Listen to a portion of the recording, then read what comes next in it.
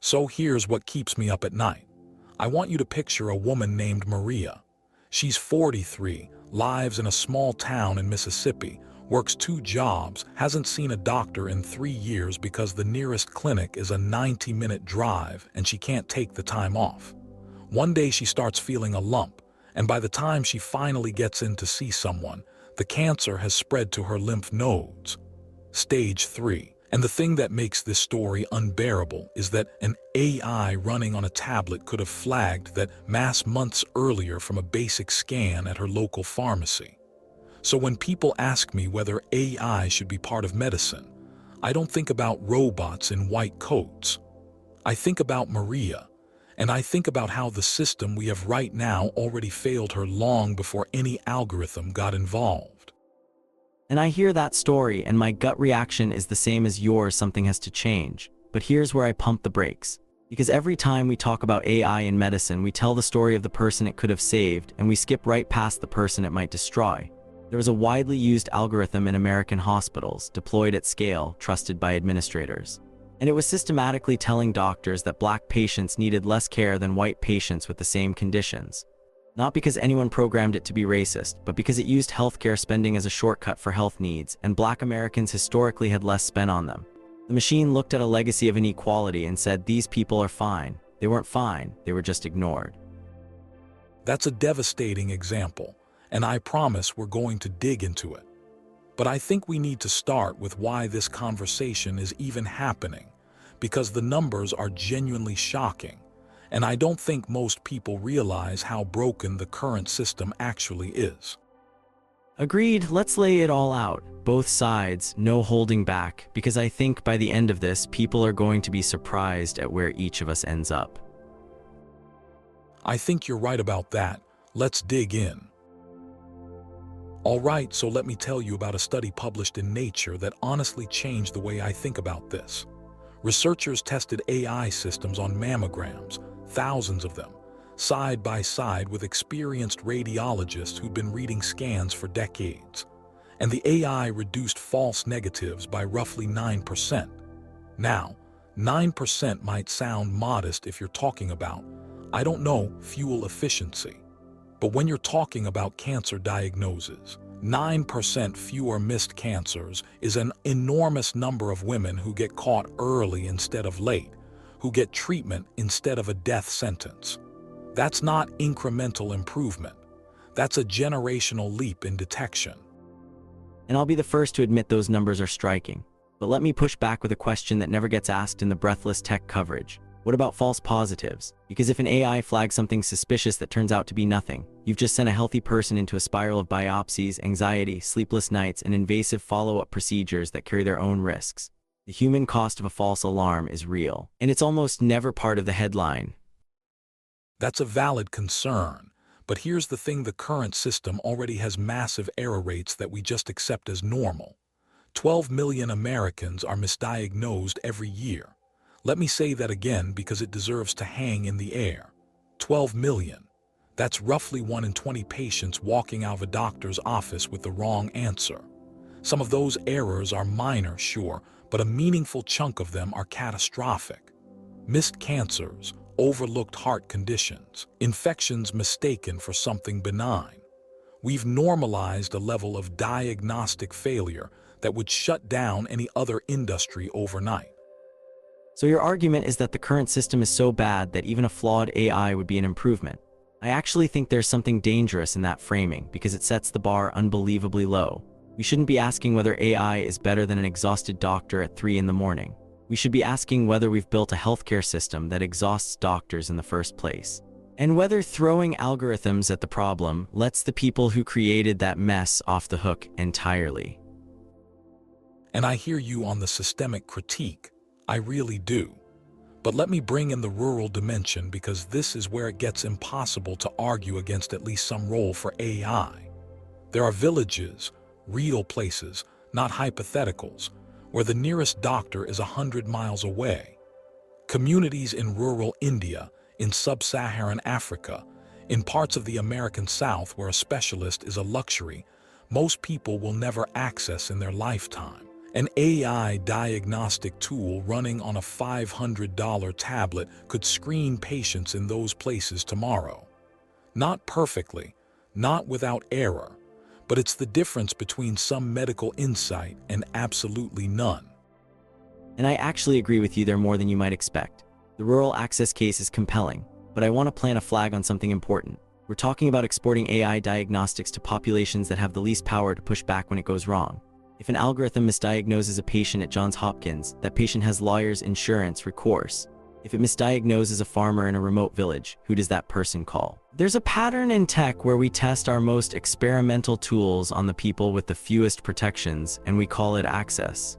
We call it bridging the gap, and the people on the receiving end rarely get a say. That's a fair point, and it's one I don't have an easy answer to.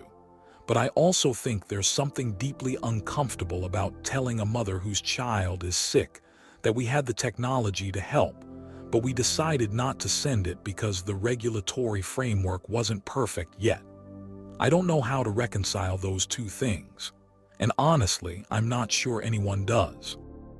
Which is exactly why this conversation matters. Because both of those things are true at the same time, and anyone who tells you the answer is simple is selling something. Or building something, and probably raising venture capital while they do it. Now you sound like me. Don't get used to it. Let me go deeper on the bias issue, because I think this is the part of the conversation that should genuinely scare people. This algorithm I mentioned earlier wasn't some experimental prototype running in a research lab. It was being used to manage the care of tens of millions of patients across major American hospital systems. Real patients, real decisions, real consequences. It was deciding who got flagged for extra attention, who got enrolled in care management programs, who got follow-up appointments. And because it used healthcare spending as a proxy for how sick someone was, it systematically concluded that black patients were healthier than equally sick white patients. The logic was twisted, but internally consistent. Less money had been spent on black patients in the past, so the machine assumed they needed less care going forward. It took existing racial inequality and turned it into a self-reinforcing feedback loop. And here's where I actually think the technology gives us something we've never had before. That bias was invisible when it lived inside the heads of 10,000 individual doctors making subjective judgment calls in 10,000 different exam rooms. Nobody could see the pattern. Nobody could measure it. Nobody could prove it at scale, but the algorithm made the bias legible for the first time.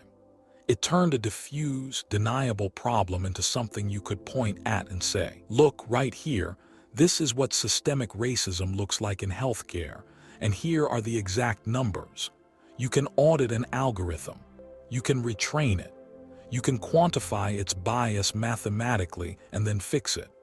Try auditing the unconscious biases of every physician in the country one by one. That's a clever reframe, and there's truth to it, but I think it glosses over something critical. In practice, most hospitals that deploy these systems never audit them for bias at all. They buy the software, they plug it in, they trust the output because it comes wrapped in the authority of technology and a clean user interface. The theoretical auditability of AI means nothing if the actual institutions using it treat it as a black box they never open. And the patients harmed by that negligence don't care whether the bias was theoretically fixable. They care that they were sent home sicker than when they arrived. So what you're really arguing is that the problem isn't the technology itself, but the institutional laziness around deploying it. And honestly, I think that's the right framing. The algorithm didn't fail because AI is inherently biased.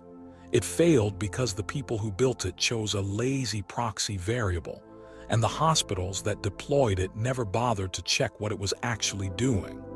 That's a human failure dressed up in technological clothing, and the fix isn't to ban AI from medicine. It's to mandate the audits, require full transparency, and build regulatory teeth into every single deployment. And when has that ever actually happened with a profitable technology? When have we ever built the regulatory infrastructure before the damage was already done?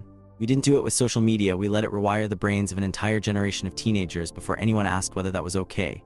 We didn't do it with opioids. We didn't do it with financial derivatives. The pattern is always the same. Deploy first, promise oversight. Then figure out the damage a decade later when it's too late. Forgive me if I'm a little skeptical that this time will be different, especially when the companies selling these systems have every financial incentive to skip every safeguard they can get away with. I think you and I actually agree on the diagnosis here, even if we disagree on the prescription. The technology is powerful. The deployment is sloppy. The regulation is basically non-existent. Where we differ is on what to do about that gap. You want to slow down the technology until the institutions catch up. I want to speed up the institutions so they can handle what the technology already offers, because 12 million misdiagnoses a year is not a status quo worth protecting, while we wait for perfect governance. And I want to know who exactly is going to speed up those institutions, because the same people running them are the ones who deployed a racist algorithm on tens of millions of patients and never once bothered to check whether it was working fairly. You're asking me to trust the same system that already demonstrated it can't be trusted, and you're calling that optimism. I'm calling it the only realistic path forward, because the alternative you're offering, wait until we get it right before we deploy anything, means 12 million misdiagnoses continue, year after year after year, while we chase a regulatory perfection that has never existed in any industry in the history of this country. That's not caution.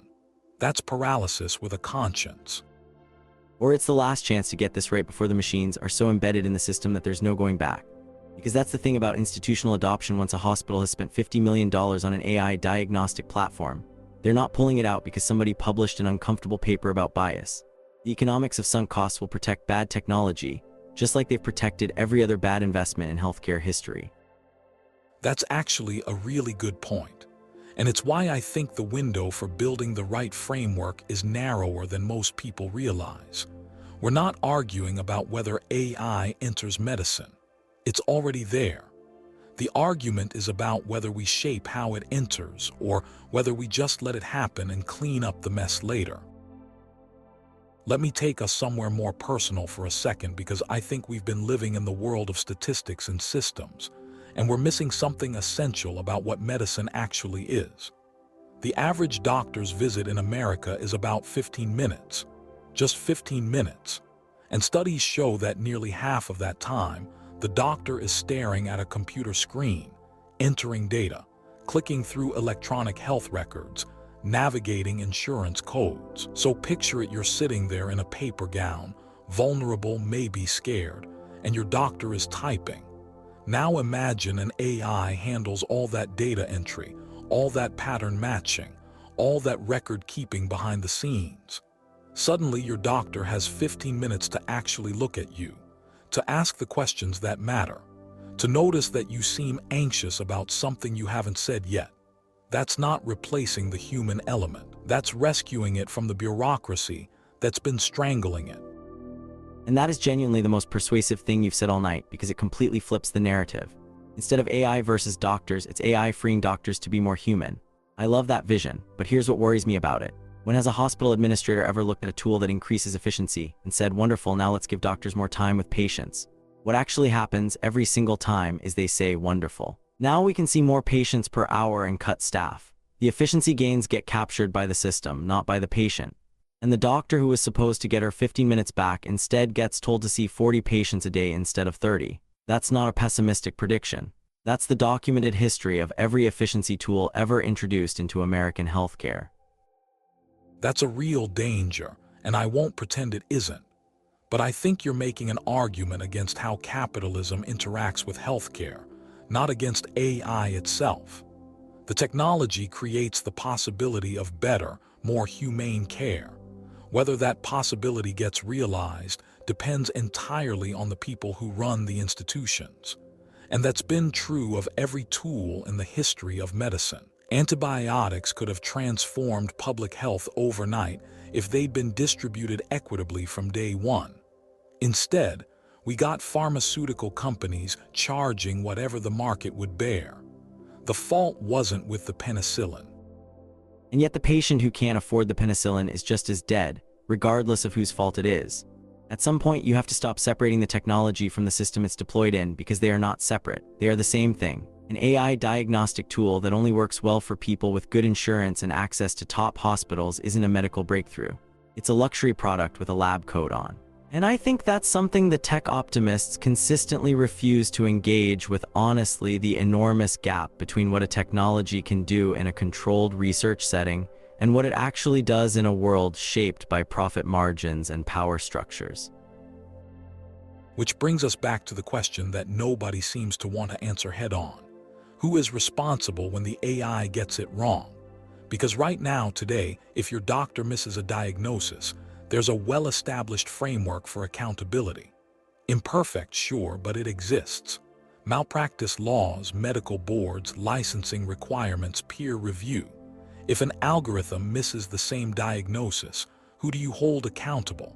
The software company that built it, the hospital that purchased the system, the doctor who trusted the readout, the data scientist who trained the model on biased data 3 years ago and has since moved to a different company. We're deploying these systems into a complete liability vacuum, and honestly, that should terrify everyone in this conversation.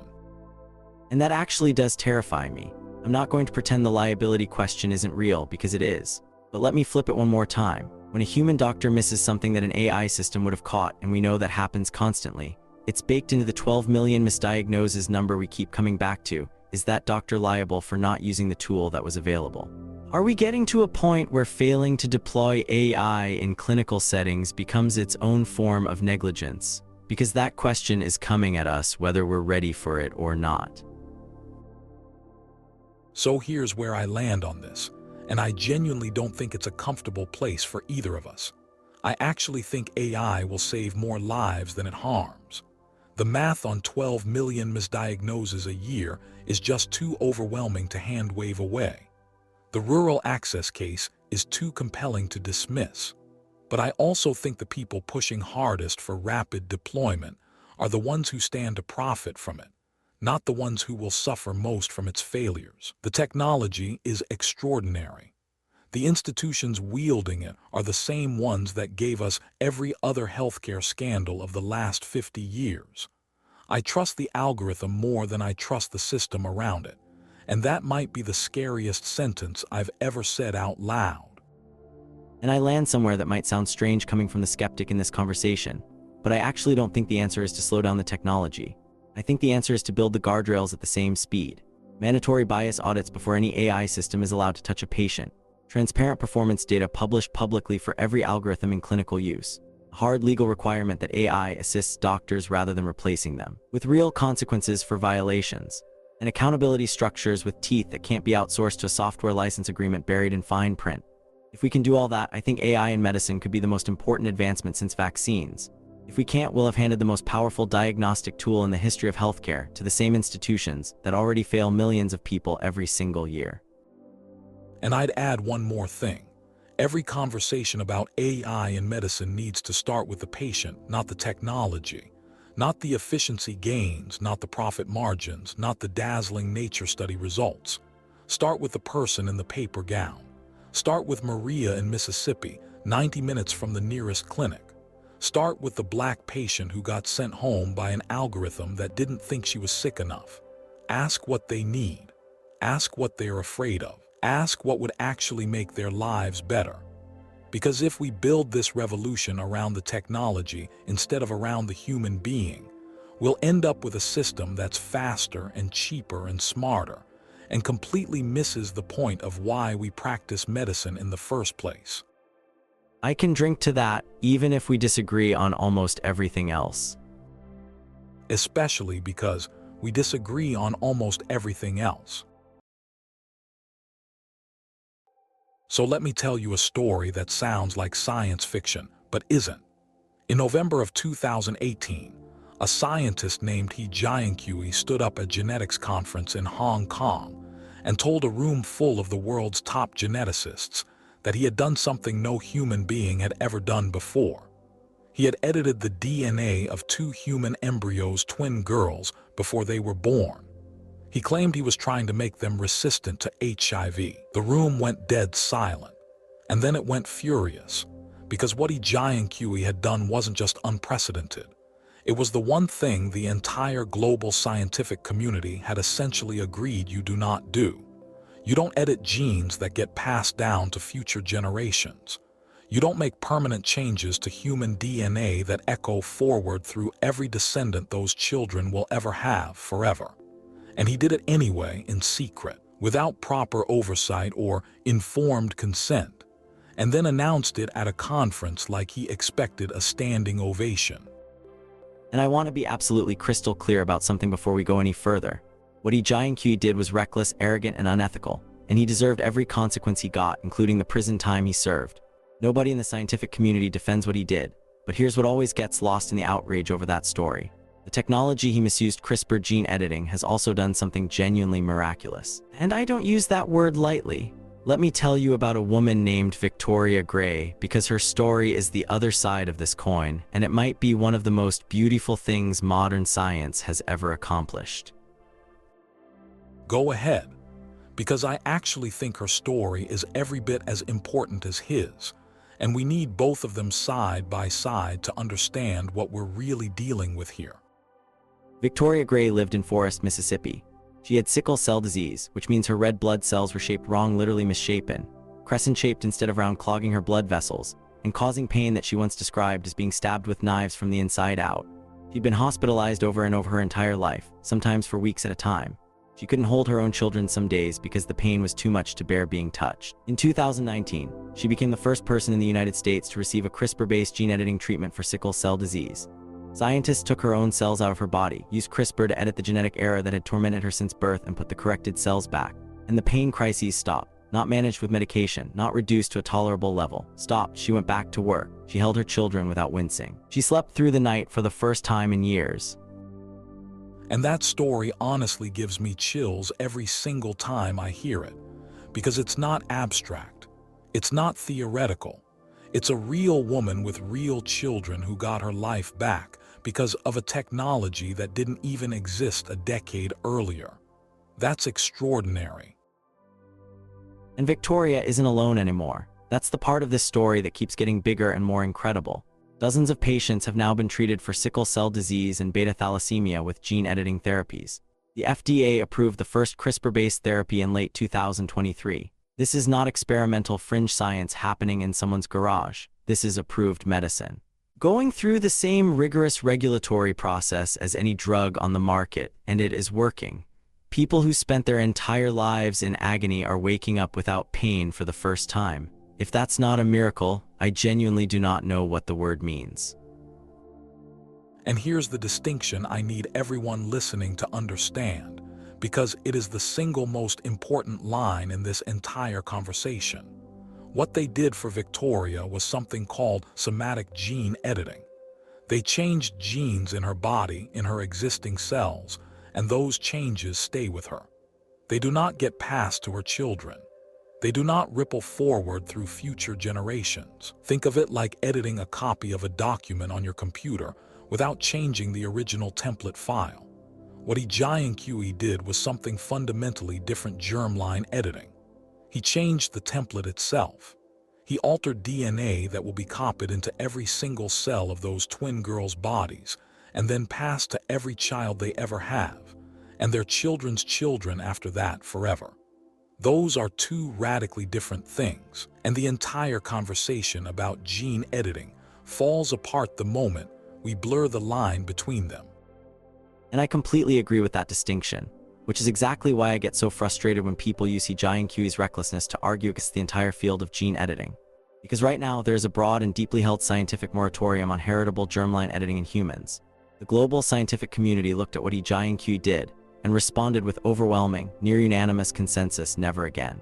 Not until we understand the consequences far better than we do today. That's not a scientific community racing toward designer babies. That's a community that polices itself more aggressively than almost any other professional field I can think of. One rogue scientist broke the agreed-upon rules and was sent to prison for it. That's the system of guardrails working, not failing. And if the story ended right there with Victoria Gray healed and the moratorium holding firm, I'd honestly be the biggest CRISPR cheerleader on the planet. But it doesn't end there, and I think deep down we both know it. because the exact same molecular tool that fixed Victoria Gray's sickle cell gene could theoretically be used to edit genes associated with intelligence, or athletic ability, or physical appearance, or any number of traits we might decide we want more of. And the moment we go from fixing a disease to enhancing a trait, we've crossed a line that we absolutely cannot uncross. That's not medicine anymore. That's designing human beings to specification. And once someone opens that door, even just a crack, market forces and human ambition will kick it wide open. So here's where I want to push back, because I think the slippery slope argument, while emotionally powerful, assumes a level of technological inevitability that just isn't supported by how the science actually works right now. Today, editing a single well-understood gene for a well-characterized condition like sickle cell disease is at the very edge of what we can do reliably. Traits like intelligence or athletic ability aren't controlled by one gene or even 10 genes. They involve hundreds or thousands of genetic variants interacting in incredibly complex ways that we barely understand. The leap from fixing a single mutation to designing a smarter baby is not a small step on a slippery slope. It's a canyon we don't even know how to cross yet and may never fully bridge. And I hear that and I respect the scientific nuance, but I'm not talking about next year. I'm talking about the trajectory, the direction we're heading over decades. Right now it's sickle cell. 5 years from now, it's eliminating gene variants associated with early onset Alzheimer's disease. That sounds great, right? Compassionate, even. Nobody's going to argue against that. But then it's reducing genetic predisposition to obesity. Then it's adjusting for height. Then it's optimizing cognitive function in ways we'll call therapeutic because we've redefined the baseline. Each individual step feels like a small, reasonable, compassionate extension of the last one. And before you know it, we're living in a world where wealthy parents are choosing their children's traits from a catalog. The slope isn't hypothetical. It's the most predictable pattern in the entire history of technology. But let me ask you something genuinely uncomfortable. Where exactly do you draw your line, and who is suffering on the other side of it while you're drawing it? Because right now today, a child born with cystic fibrosis is facing a lifetime of devastating lung infections, repeated hospitalizations, and an average life expectancy that is still tragically short despite decades of improved treatments. If we develop a somatic gene therapy that fixes the underlying mutation in that child's cells, are you really going to look that child's parents in the eye and say, "I'm sorry, we could cure your kid, but we're worried about a theoretical slippery slope that might materialize 20 years from now"? Because that's not caution. That's condemning a real person to real suffering over a hypothetical future you're afraid of. And that is exactly the kind of emotional framing that makes this conversation so dangerous, because you can always find a sick child to justify the next step. Always. I am not arguing against curing cystic fibrosis. Let me be absolutely clear about that. I'm arguing that we need ironclad international governance frameworks before we go much further down this road. And I'm pointing out the uncomfortable historical fact that we have never once, in the entire history of human civilization, managed to build that governance before the technology outran it. We didn't do it with nuclear weapons. We didn't do it with social media. We didn't do it with fossil fuels and climate change. The idea that this time, with a technology that literally rewrites the fundamental code of human biology, we're going to get the regulation right on the first try, that's not optimism. That's wishful thinking, dressed up as responsible policy.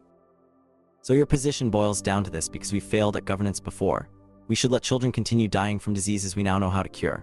Because that's the actual math you're doing here, whether you want to frame it that way or not. Every year of delay, every year of hand-wringing in committee meetings and international summits that produce beautifully worded documents and zero actionable policy, is measured in real children who didn't have to suffer but did. I'm not asking for a world without rules. I'm asking for a world where we cure the diseases now and figure out the enhancement boundaries in parallel, because the people dying from sickle cell and Tay-Sachs and muscular dystrophy cannot wait for us to build the perfect regulatory framework from scratch. And I'm asking who gets to decide where the line between curing and enhancing actually sits, because I promise you that line is nowhere near as bright and clean as you think it is. Is eliminating a genetic predisposition to clinical depression a cure or an enhancement? What about reducing severe anxiety?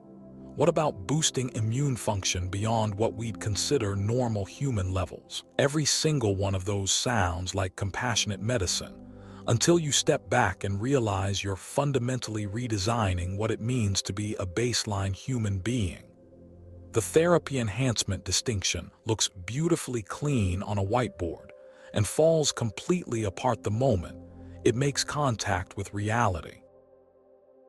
All right, let me address the elephant in the room head on, because there's an argument against gene editing that I actually think is even stronger than the slippery slope, and it's the one that keeps me up at night more than anything else we've discussed. It's about money.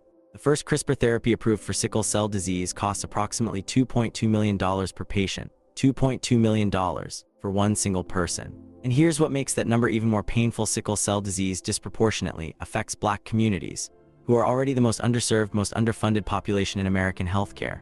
So what we've done is build a miracle cure for one of the most devastating genetic diseases on Earth, and then priced it so that the people who need it most desperately cannot afford it. If that doesn't make your blood boil, you're not paying attention to who this technology is actually serving. Thank you for making my argument more powerfully than I ever could have myself, because this is precisely what I mean when I talk about the future of gene editing in a world driven by markets and profit. The technology is going to be genuinely transformative. I have no doubt about that. And the benefits are going to flow overwhelmingly to the people who can write the check. We are actively building a world where the wealthy can edit disease out of their entire family line across generations, and everyone else gets to watch from the sidelines. And here's what terrifies me most: once those genetic edits compound across generations, you don't just have economic inequality anymore. You have biological inequality. A genetic upper class whose descendants are measurably healthier, stronger, more resilient, and more disease-resistant by design. That's not a metaphor for a class divide. That's a literal, physical, scientifically measurable divide written permanently into human DNA. And that vision genuinely terrifies me every bit as much as it terrifies you. I'm not going to sit here and pretend otherwise, but here's the counterpoint, and I really need you to sit with this for a second before you respond. The first complete human genome sequence cost $3 billion and took 13 years of work by thousands of scientists. Today, less than 25 years later, you can get your full genome sequence for under $200 in about a week. That's roughly a 50 million-fold reduction in cost in just 2 decades. Gene therapy costs will follow the same curve. They always do with biological technologies once the initial breakthrough is made. The $2.2 million price tag is a first-generation number for a first-of-its-kind therapy. And using it to argue against the entire field is like looking at the first commercial cell phone in 1983, which cost $4,000 and was the size of a brick, and concluding that mobile communication will always and forever be a luxury product for the rich. Except that in the decades between the $3 billion genome and the $200 genome, people suffered and died from conditions that earlier access could have prevented.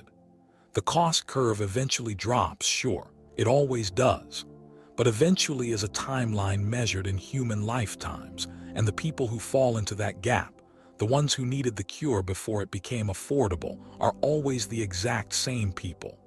The poor, the marginalized, the communities that were already being systematically failed by the healthcare system, long before gene editing ever entered the picture. You're asking them to trust that the market will eventually bring the price down, and the market has given them absolutely no reason, zero historical precedent, to believe that promise will be kept. And that's precisely why I'm not arguing for the market to sort this out.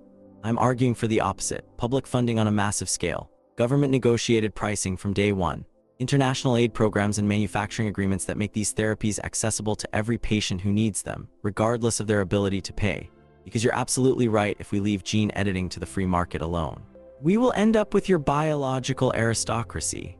The solution isn't to ban the technology or slow it down until the world is fair. The solution is to fight like hell to make sure this technology belongs to everyone from the very beginning. And I want to believe in that vision.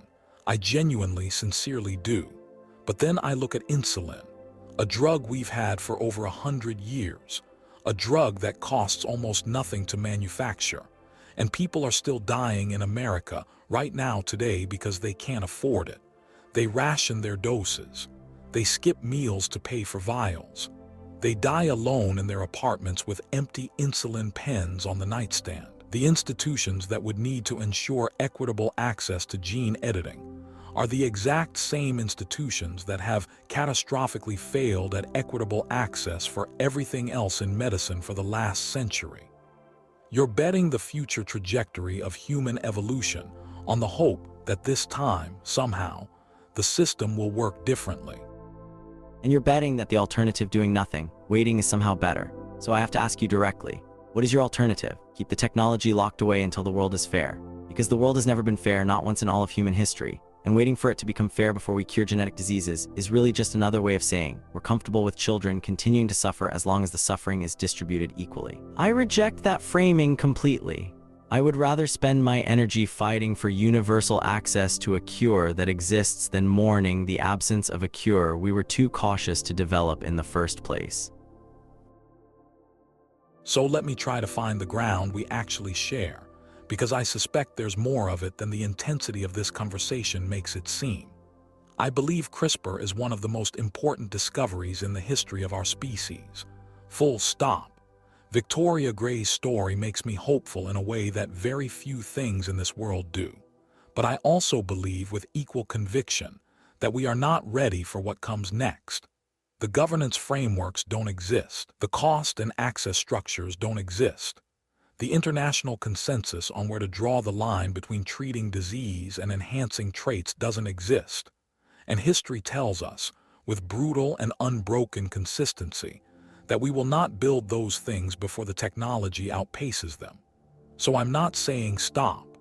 I'm saying slow down just enough to get this right, because the stakes here are literally encoded in human DNA, and mistakes made at the genetic level don't wash out in a single generation. They echo forward forever. And here's where I come down on it. I believe somatic gene editing changes made to living patients that do not get passed to their children should be pursued with everything we've got for every genetic disease we can target. I believe germline editing changes that pass to future generations should remain under a strict and forcible moratorium until we have international governance structures that are genuinely worthy of the power being wielded. And I believe that cost and access are the single biggest ethical challenges we face in this space, bigger than the slippery slope, bigger than the enhancement question, the fundamental question of whether we build a world where the cure for genetic suffering is available to every human being who needs it, or only to those who can afford a $2 million treatment. But through all of that, I refuse to let the perfect become the enemy of the miraculous. Every month we spend deliberating, someone like Victoria Gray is spending another night screaming into her pillow because her own blood cells are tearing her apart from the inside. The moral weight of that suffering sits on our shoulders every single day we choose not to act.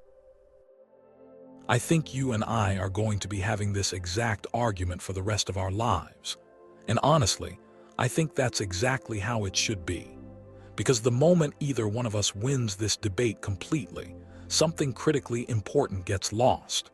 If your side wins without my caution, we get a world that moves too fast and leaves the most vulnerable people behind in its wake. If my side wins without your urgency, real people continue to suffer from diseases we knew how to fix and chose not to, out of an abundance of caution that they are paying for with their bodies. The tension between us isn't a bug in this conversation. It's the safeguard. The argument itself is what keeps this technology honest. I'll drink to that, same time next week.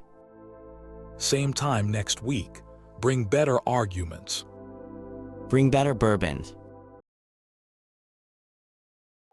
So here's a story that keeps me up at night, and I want you to really picture this scene before we get into any of the big ideas.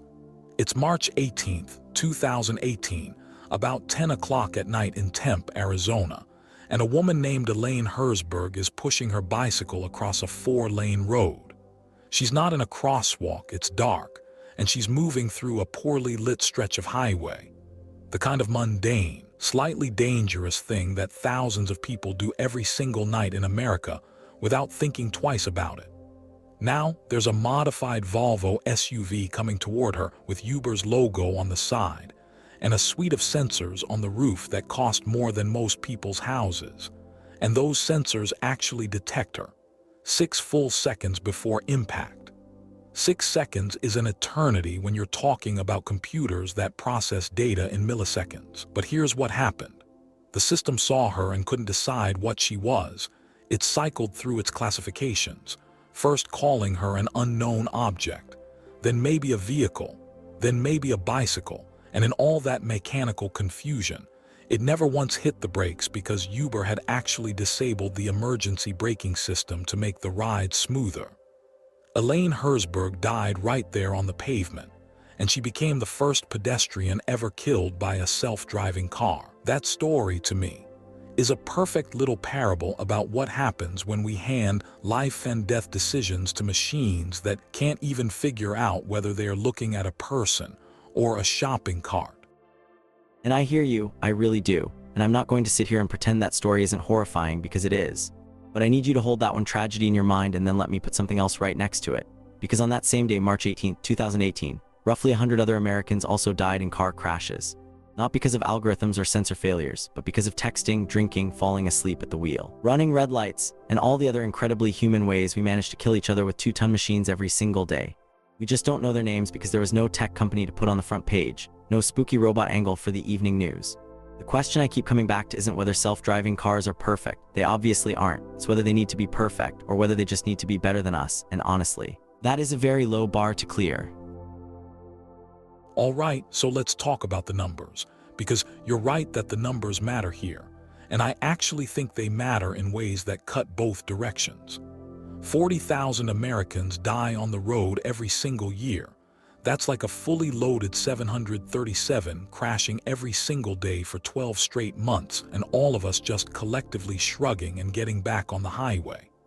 And yes, the National Highway Traffic Safety Administration says 94% of those crashes involve human error, which sounds like a slam-dunk argument for replacing humans with machines. But here's what bugs me about that statistic. Human error is doing a lot of heavy lifting in that sentence. Sometimes human error means a drunk driver plowing into a minivan, and sometimes it means a teenager who hesitated for half a second too long at an intersection because the sun was in her eyes. We're lumping together genuine recklessness with the kind of imperfect judgment calls that humans make 1 billion times a day and get right 99.9% of the time. And then we're saying a computer could do better. Maybe it could, but I want to see the receipts. And I actually have some receipts for you, so let me lay them out. Waymo, that's the Google spin-off, has now driven over 20 million miles on public roads with paying passengers in the car, and their crash data shows they're involved in significantly fewer accidents per mile than the average human driver. Think about what that means in real, concrete human terms.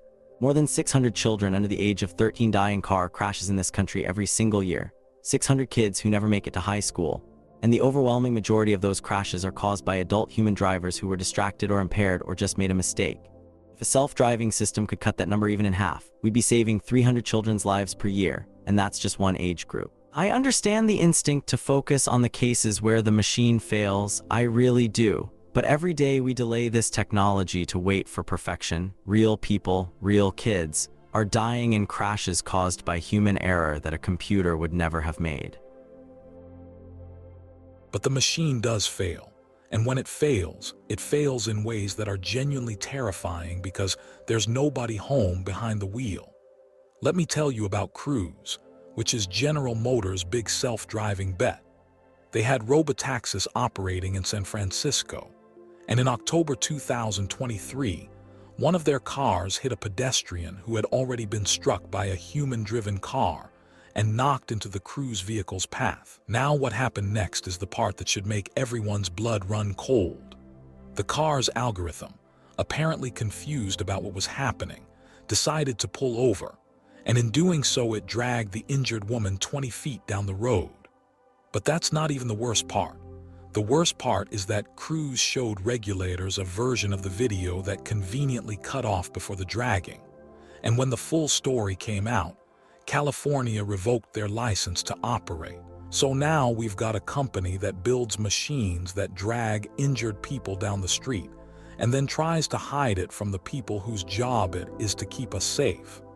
Tell me again how I'm supposed to trust this industry. Look, the cruise situation was genuinely bad, and I'm not going to defend a company that hid information from regulators. That's a corporate ethics failure, not a technology failure, and there's a really important distinction there. What Cruise did was lie, and lying is something humans and human-run institutions have been doing since the dawn of time, so I'm not sure that tells us much about whether the underlying technology works. What I would point out is that the regulatory system actually caught them. California pulled their license, there were investigations, there were consequences. The system worked exactly the way it's supposed to work. Compare that to what happens when a human driver does something terrible. We've all seen cases where a drunk driver kills someone and gets a slap on the wrist, or where a distracted driver walks out of a courtroom with probation. And nobody revokes all humans' licenses to operate vehicles.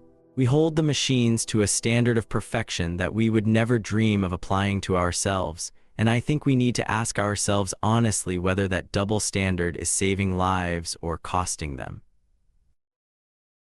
Here's what really gets me though, and this is the part that I think the technology optimists tend to skip right past because it's uncomfortable. There are about 3.5 million truck drivers in this country, and another 1.7 million people making a living driving for Uber and Lyft and DoorDash. That's over 5 million people whose jobs are directly in the crosshairs of this technology. And these aren't abstract economic statistics. These are people with mortgages and kids in school and retirement accounts that are thinner than they'd like. When a self-driving truck convoy rolls through Nebraska for the first time, some trucker named Dave, who's been doing that run for 20 years, is going to get a phone call telling him not to come in on Monday. And I know the tech industry loves to talk about creative destruction and how new jobs will replace old ones. But if you've ever sat across the table from someone who just lost their livelihood, you know that the economy will adjust in the long run is cold comfort when you can't make rent in the short run. You're absolutely right that the job displacement question is serious, and anyone who waves it away isn't being honest. But I want to push back on the framing a little bit, because the way you're telling this story, it sounds like we have a choice between the world as it is and some scary robot future, and that's not actually the choice on the table. The trucking industry already can't find enough drivers. There's been a chronic shortage for years because the job is brutal. The hours are long, the pay is stagnated, and it destroys your body. The average long-haul trucker has a life expectancy significantly below the national average because of the sedentary lifestyle, the stress, and the isolation. So when we talk about protecting these jobs, I want us to be really clear-eyed about what we're protecting. We're protecting the right of human beings to spend 12 hours a day sitting in a vibrating metal box slowly wrecking their health. And we're calling that compassion. I think real compassion looks like building a transition plan, serious retraining programs, wage insurance, investment in the communities that depend on these jobs, not like freezing technology in place so that people can keep suffering in familiar ways. And that sounds beautiful in a policy paper, but let me ask you this. When that algorithm makes a mistake and kills someone, not if, when, who do you hold accountable? Because right now, if a truck driver falls asleep and causes a wreck, there's a person you can look in the eye. There's someone who has to sit across from the victim's family and reckon with what they did. There's a face, a name, a human being who bears the weight of that mistake. And that matters, not just legally but morally. It matters that someone has to answer for taking a life. When a self-driving car kills your kid, who do you sue? The engineer who wrote line 4007 of the perception algorithm. The product manager who decided the sensor suite was good enough. The CEO who probably couldn't explain how the neural network works if you held a gun to his head. The idea that nobody is meaningfully responsible when a machine takes a human life. That should terrify every single one of us, because accountability isn't just a legal concept. It's the thing that makes us take death seriously.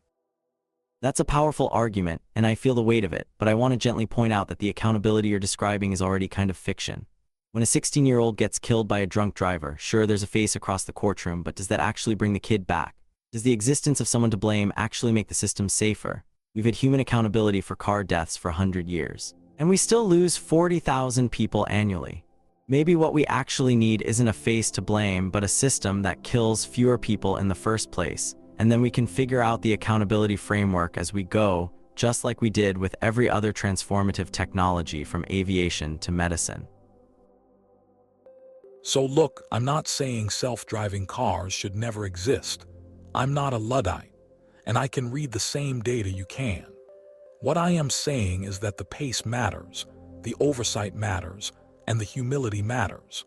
We should be testing these systems exhaustively, in controlled environments, with real accountability structures in place before we hand over public roads to algorithms built by companies whose primary obligation is to their shareholders, not to the people sharing the road with their robots. We should have crystal clear rules about who is responsible when something goes wrong, and those rules should be written before the first fully autonomous car hits the highway, not after the first child dies. The technology might be inevitable, but the way we deploy it is a choice. And right now, I see an industry that is moving fast and breaking things, and the things they're breaking are people. And I hear that caution, and honestly, I share more of it than you might think. But here's where I'll leave this. Every single day that we delay deploying technology that is demonstrably safer than human drivers, people die who didn't have to. That's not hypothetical, that's not a thought experiment. That is a real moral cost measured in real human bodies. And we need to weigh it honestly against the risks of moving forward. The answer isn't to rush blindly. But it also isn't to wait for perfection, because perfection isn't coming and people are dying right now. I think we owe it to the next 40,000 people and the next 600 kids to at least be honest about what caution actually costs. Then I think we actually agree on more than it sounds like. Let's demand better from the companies building this technology. Let's build the regulatory frameworks now rather than later. And let's make sure that in our rush to save lives with machines, we don't accidentally build a world where nobody is responsible for anything. That's where I draw the line. And I'll stand right there with you on that line, just as long as we're drawing it with a pencil and not a permanent marker, because the data is going to keep changing and we owe it to ourselves to change with it. So let me start this one with a question, and I want you to really think about it before you answer. When was the last time you picked up your phone without meaning to? Not because it rang, not because you got a notification, but just because your hand reached for it like it had a mind of its own while you were in line at the coffee shop, or stopped at a red light, or lying in bed at 11:30 at night telling yourself just 5 more minutes. If you're honest, it probably happened today, maybe even in the last hour, and that little unconscious reach is the starting point for one of the biggest arguments of our time. Because here's what I want to push back on right from the jump. The fact that something is compelling, the fact that something captures our attention, doesn't automatically make it dangerous. Billions of people use social media every day to stay connected with family, to build communities, to organize movements that have literally toppled dictatorships, and I think we need to wrestle with the full picture before we start talking about how it's destroying us. And I appreciate you starting there, because I actually agree that the picture is complicated. But let me paint the other side of it for you, because I don't think the word destroying is as dramatic as it sounds. The average teenager checks their phone roughly 100 times a day, and I want you to sit with that number for a second and think about what it means for a developing brain. We're talking about a 15-year-old whose prefrontal cortex, that's the part of the brain that handles impulse control, long-term planning, understanding consequences, won't be fully developed until they are about 25 years old. That's a full decade away. So we've essentially handed the most sophisticated persuasion technology ever built to people whose brains are neurologically incapable of fully resisting it. And then when they develop anxiety and depression at record rates, we act surprised and tell them to just put the phone down. That's like handing a kid a slot machine and then blaming them for gambling. And that slot machine comparison isn't just a metaphor. It's practically a design document. Let me walk you through the mechanics of what's actually happening in these apps, because I think most people use them every day without understanding how deliberately they've been engineered to be irresistible. You know that little pull to refresh gesture you do on Instagram or Twitter? That's borrowed directly from the mechanics of a slot machine. It's called a variable reward pattern, where sometimes you pull down and there's a great new post waiting for you, and sometimes there's nothing interesting, And that unpredictability is precisely what makes it compulsive. The red notification dots, the infinite scroll that never hits a natural stopping point, the way the app opens to something slightly different every time. None of that is accidental. These features were designed by teams of engineers and psychologists whose explicit job was to maximize the amount of time you spend in the app, and they succeeded beyond anyone's wildest nightmares. Facebook's own internal research, their own researchers, not outside critics, found that Instagram made body image issues worse for 1 in 3 teenage girls. 1 in 3. They knew this, they documented it, and they kept right on optimizing for engagement. Okay, so let me take that apart a little bit because you're mixing together some things that I think deserve to be separated. First, on the design patterns, yes, pull to refresh and notification dots are designed to capture attention. You know what else is designed to capture attention? The cliffhanger at the end of a TV episode, the chapter break in a thriller novel, the way a newspaper puts the most dramatic headline above the fold. Every form of media in human history has been designed to be as engaging as possible, and we didn't declare an emergency when page turners were invented. Second, on the Facebook internal research, I've actually read those leaked documents carefully, and what they actually show is more nuanced than the headlines suggest.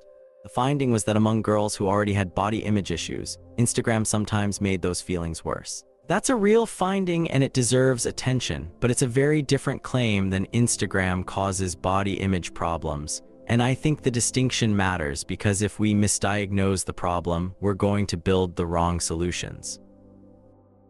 See, and this is where I think that it's just like books and TV argument completely falls apart, and I want to explain why with a really specific comparison. Your uncle has a conspiracy theory about, I don't know, the moon landing or fluoride in the water. At Thanksgiving dinner, he can share that theory with maybe 12 people sitting around the table, and most of them are going to roll their eyes and pass the cranberry sauce, and that's the end of it.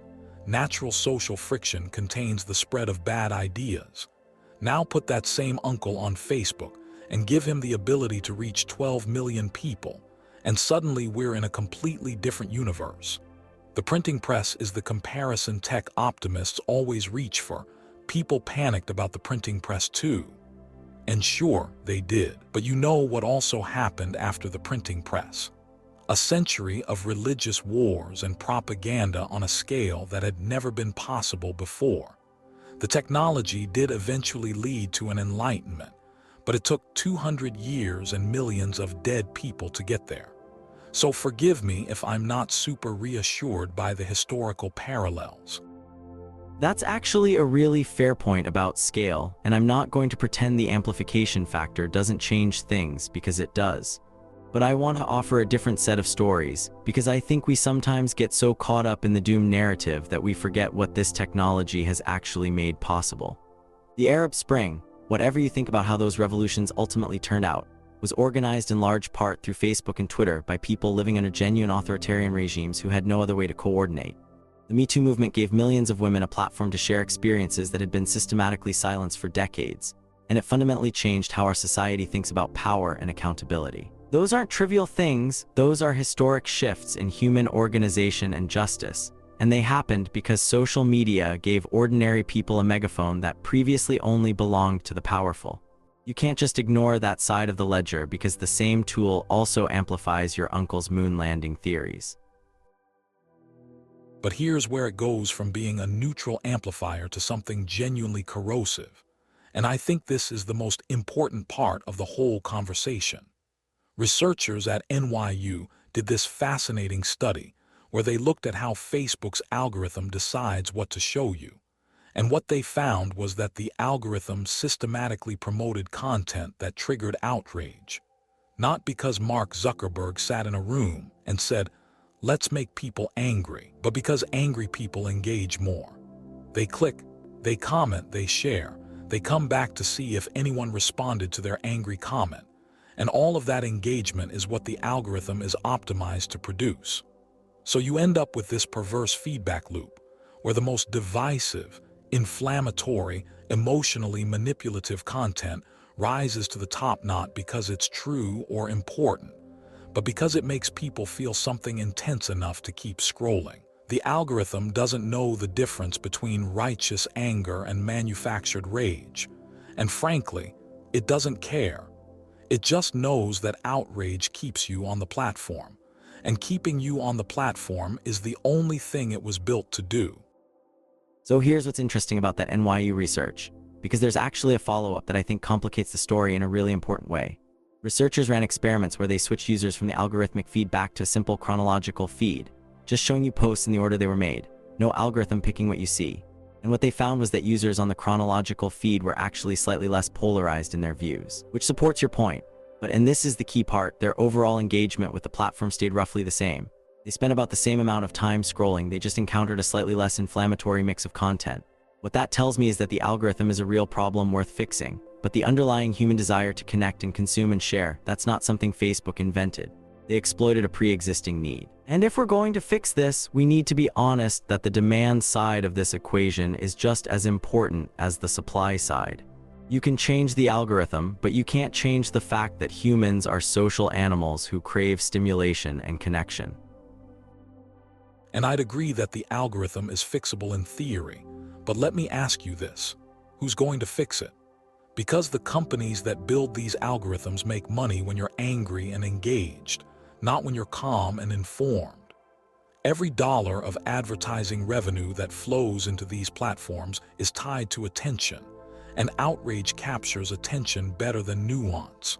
So you're essentially asking these companies to voluntarily make their product less profitable. And I've been on this planet long enough to know that corporations do not voluntarily reduce their own profits out of the goodness of their hearts. That's not cynicism, that's just history. You're not wrong about the incentive structure, and this is where I think regulation has a genuine role to play. I'm not arguing for the status quo, I'm arguing against the idea that social media is some uniquely apocalyptic force that's fundamentally different from every communication technology that came before it. We regulated radio after people figured out you could use it for propaganda. We regulated television after people realized you could use it to manipulate children. We'll regulate social media too, and we should, but we should do it with surgical precision rather than moral panic, because moral panic leads to bad policy, and bad policy tends to hurt the exact people it's trying to protect. So here's where I think you and I actually end up on the same side of this thing. And it's the part that matters most. Whatever we think about adults making informed choices to scroll through their feeds, and I have my doubts about how informed those choices really are.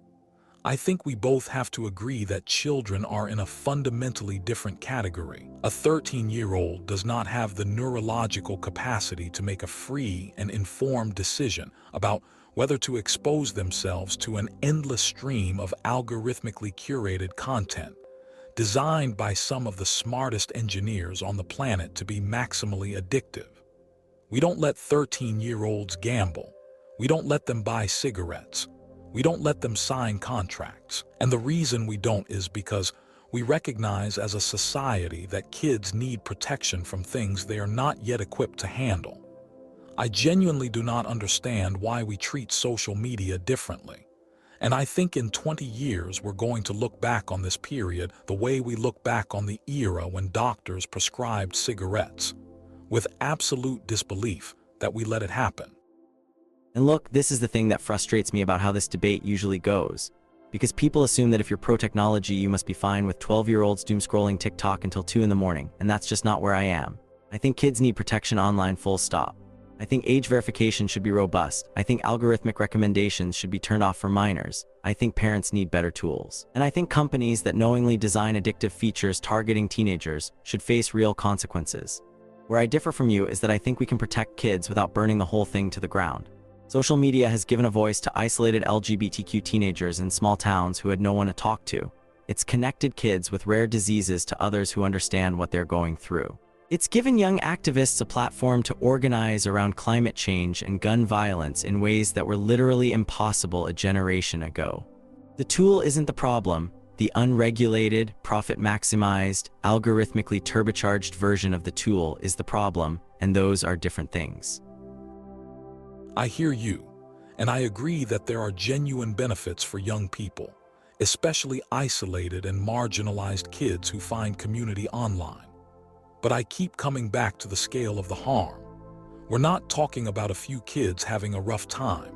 We're talking about an entire generation that is experiencing anxiety, depression, loneliness, and self-harm at rates that have no precedent in the history of modern psychology. And the inflection point maps almost perfectly onto the moment smartphones and social media became ubiquitous in adolescent life. Correlation isn't causation, I know, but at some point the correlation gets so strong and so consistent across so many studies and so many countries that the burden of proof shifts. At some point, you have to stop saying, "We need more research," and start saying, "We need to act now while we figure out the details." And I think we should act now. I just think act means thoughtful regulation, better design standards, real age verification, and honest public education. Not this vague notion that social media is a poison that needs to be eliminated. Because here's my real worry. If we frame this as social media is destroying our children, we're going to get blunt, heavy-handed policies that restrict the legitimate benefits along with the harms. And the kids who most need the connection and community that these platforms provide are going to be the ones who suffer most from those restrictions. The kids in small towns, the kids with disabilities, the kids whose identities aren't accepted by the people around them. Those are the kids who benefit most from being able to reach beyond their physical circumstances, and I don't want to take that away from them in the name of protecting them. So where does that leave us? Because I think we've actually circled around to something approaching common ground, which honestly surprises me a little bit. We both agree that children need stronger protections. We both agree that algorithmic amplification of outrage is a real problem. We both agree that there are genuine, meaningful benefits to social connectivity. Where we differ is really about the magnitude of the crisis and the urgency of the response. And I think I land on the side of this is a 5-alarm fire that requires immediate, aggressive action, while you're more in the this is a serious problem that requires careful, measured reform. I hope you're right and I'm wrong. I really do. But I keep thinking about those teenage girls, 1 in 3, and I can't shake the feeling that being measured is a luxury we're buying with their well-being.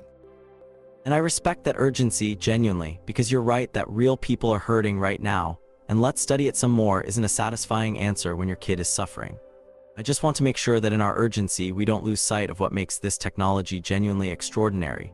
The ability to connect any human being on the planet to any other human being. To build communities that transcend geography and class and all the other barriers that have divided us for all of human history. That's not nothing. That's actually one of the most remarkable things our species has ever built, and I think we owe it to ourselves to fix it rather than fear it. Regulate the algorithms, protect the kids, hold the companies accountable, but don't let the panic convince you that connection itself is the enemy. Then let's end there. Protect the kids first. That's not controversial. That shouldn't be partisan. That should just be obvious. Fix the algorithm second, because the outrage machine is corroding our ability to talk to each other. And third, demand transparency from the companies that profit from our attention, because you cannot make informed choices about a product whose inner workings are deliberately hidden from you. If we can do those 3 things, maybe this technology really does become the force for good that you believe it can be. But until we do those 3 things, I'm going to keep worrying. Fair enough, I'll keep pushing for the future and you keep demanding we earn it. That's probably the healthiest tension we could ask for. So I want to start with a story, and I need you to really picture this because it matters. It is January 2020, a Thursday afternoon in Detroit, and a man named Robert Williams is pulling into his driveway after a long day at work. His 2 young daughters see him through the window and they come running out, excited, the way little kids do when Dad gets home. And before he can even hug them, 2 police officers step out from a cruiser parked at the curb, walk up to him on his own front lawn and put him in handcuffs while those girls stand there watching. They held him for 30 hours in a detention cell, slid a blurry surveillance photo across the table, and said, "Is this you?" And Robert Williams, who is not a stupid man, looked at that grainy image and said something that would almost be funny if it were not so devastating. He said, I hope you don't think all black people look alike, because the face in that photo was not his face. A facial recognition algorithm had matched him to a shoplifting suspect from a surveillance camera, and the match was wrong, and nobody in that entire chain of command bothered to verify it with their own eyes before they drove to his house and arrested him in front of his children. And that story is genuinely awful. I am not going to sit here and minimize what happened to Robert Williams, because what happened to him was a failure on every level. But I want to be really careful about what lesson we draw from it, because here's what actually went wrong in that case.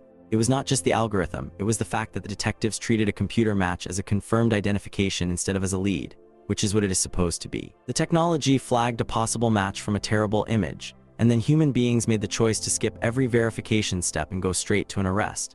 That is a policing failure, a training failure, a procedure failure. If a human eyewitness had picked the wrong guy out of a lineup, we would not be talking about banning eyewitness testimony. We would be talking about fixing the procedures around it. So the question I keep coming back to is whether we are conflating a tool that needs better guardrails with a tool that should not exist at all, and those are very different conversations.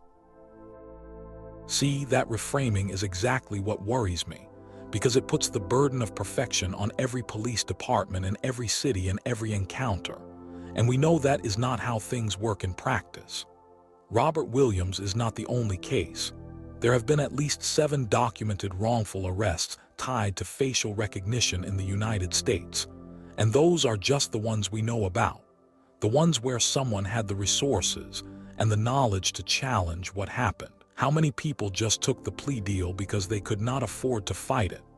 The technology is being deployed right now today with those same procedural gaps, and telling me that the fix is better training is like telling me the fix for a car with no brakes is better drivers. At some point, you have to ask whether the machine itself is the problem. And at some point you have to ask what happens to the cases that do get solved. There are missing children who have been found because of facial recognition. There are human trafficking victims who have been identified at border crossings. There are serial offenders who have been caught after years.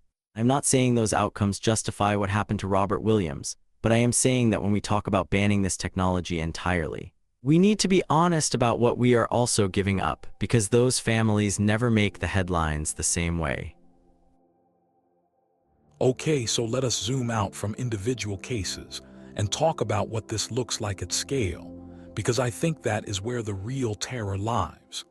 China has installed over 600 million surveillance cameras across the country, and that number is probably higher by now, and they have built what is arguably the most sophisticated facial recognition infrastructure on the planet. And what are they doing with it? Well, among other things, they are using it to track Uyghur Muslims in Xinjiang province.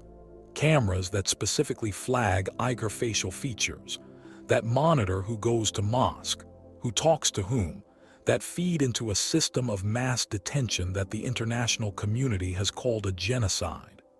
That is not a hypothetical slippery slope. That is a machine that exists right now, that is running right now, that is sorting human beings by their ethnicity, using the same core technology that we are talking about putting in American police departments. And I hear you, and China's surveillance state is genuinely terrifying. But here's where I think that comparison actually makes my argument for me rather than yours. If democracies refuse to develop and regulate facial recognition, if we just ban it and walk away, who do you think sets the global standards for how it gets built and deployed? It is going to be China. It is going to be Russia. It is going to be regimes that have zero interest in civil liberties, or algorithmic fairness, or any of the things we care about. They are already exporting their surveillance technology to dozens of countries across Africa and Southeast Asia, and those systems come with no privacy protections, no accuracy requirements, no oversight mechanisms whatsoever. So the choice is not between facial recognition existing and not existing. That ship has sailed. The choice is between democracies shaping how this technology evolves or authoritarian regimes doing it for us. And I know which world I would rather live in. That is the "if we don't build the bomb, someone else will" argument. And I have to say it has never sat well with me, because it assumes that the only way to influence a technology is to adopt it yourself. Europe has taken a much more restrictive approach through their AI Act, and they are still at the table for global standards conversations. You can regulate without embracing. You can set norms without deploying. And frankly, the idea that American police departments using facial recognition somehow constrains what China does with its cameras in Xinjiang is a fantasy. Those are completely decoupled systems with completely different goals. What is not a fantasy is the very real infrastructure being built in American cities. Thousands of cameras networked together, and the question of what happens when a less scrupulous administration inherits that infrastructure, because every surveillance system ever built has eventually been turned against the people it was supposed to protect. But you are also ignoring the surveillance infrastructure we have already accepted without this debate. Every major city has automatic license plate readers that track where your car goes. Your cell phone pings off towers that log your movements throughout the day. And we carry devices with GPS that could reconstruct our entire lives if subpoenaed. We did not have some grand national conversation about any of that. It just crept in, and now it is everywhere. So when people draw the line specifically at facial recognition, I sometimes wonder if it is because this one feels more personal, more visceral, more like something out of a dystopian movie, rather than because it is categorically different from the surveillance we have already normalized. Let me tell you about a study that came out of MIT's Media Lab, because I think the numbers here tell a story that is hard to argue with. Researchers tested commercial facial recognition systems from major companies, and what they found was staggering: error rates of up to 35% for dark-skinned women, meaning the system got it wrong more than a third of the time. And for light-skinned men, near perfect accuracy. So what we are talking about is not a system that makes mistakes randomly. It is a system that makes mistakes along the exact same lines of race and gender that have plagued policing for centuries. You could not design a more perfect engine for reinforcing existing bias if you tried. Every single wrongful arrest case I have seen linked to facial recognition has involved a black person being misidentified. And at some point, that pattern stops being a coincidence and starts being an indictment. So the MIT study was a landmark moment, and it absolutely exposed real problems that the industry needed to confront. But here's what happened after that study came out: it actually worked. The companies whose systems were tested went back and rebuilt their training datasets. They diversified their image libraries, they retrained their models, and the accuracy gaps narrowed significantly. NIST, the National Institute of Standards and Technology, has been running the most comprehensive facial recognition testing program in the world, and their more recent evaluations show that the top-performing algorithms have dramatically reduced the demographic disparities.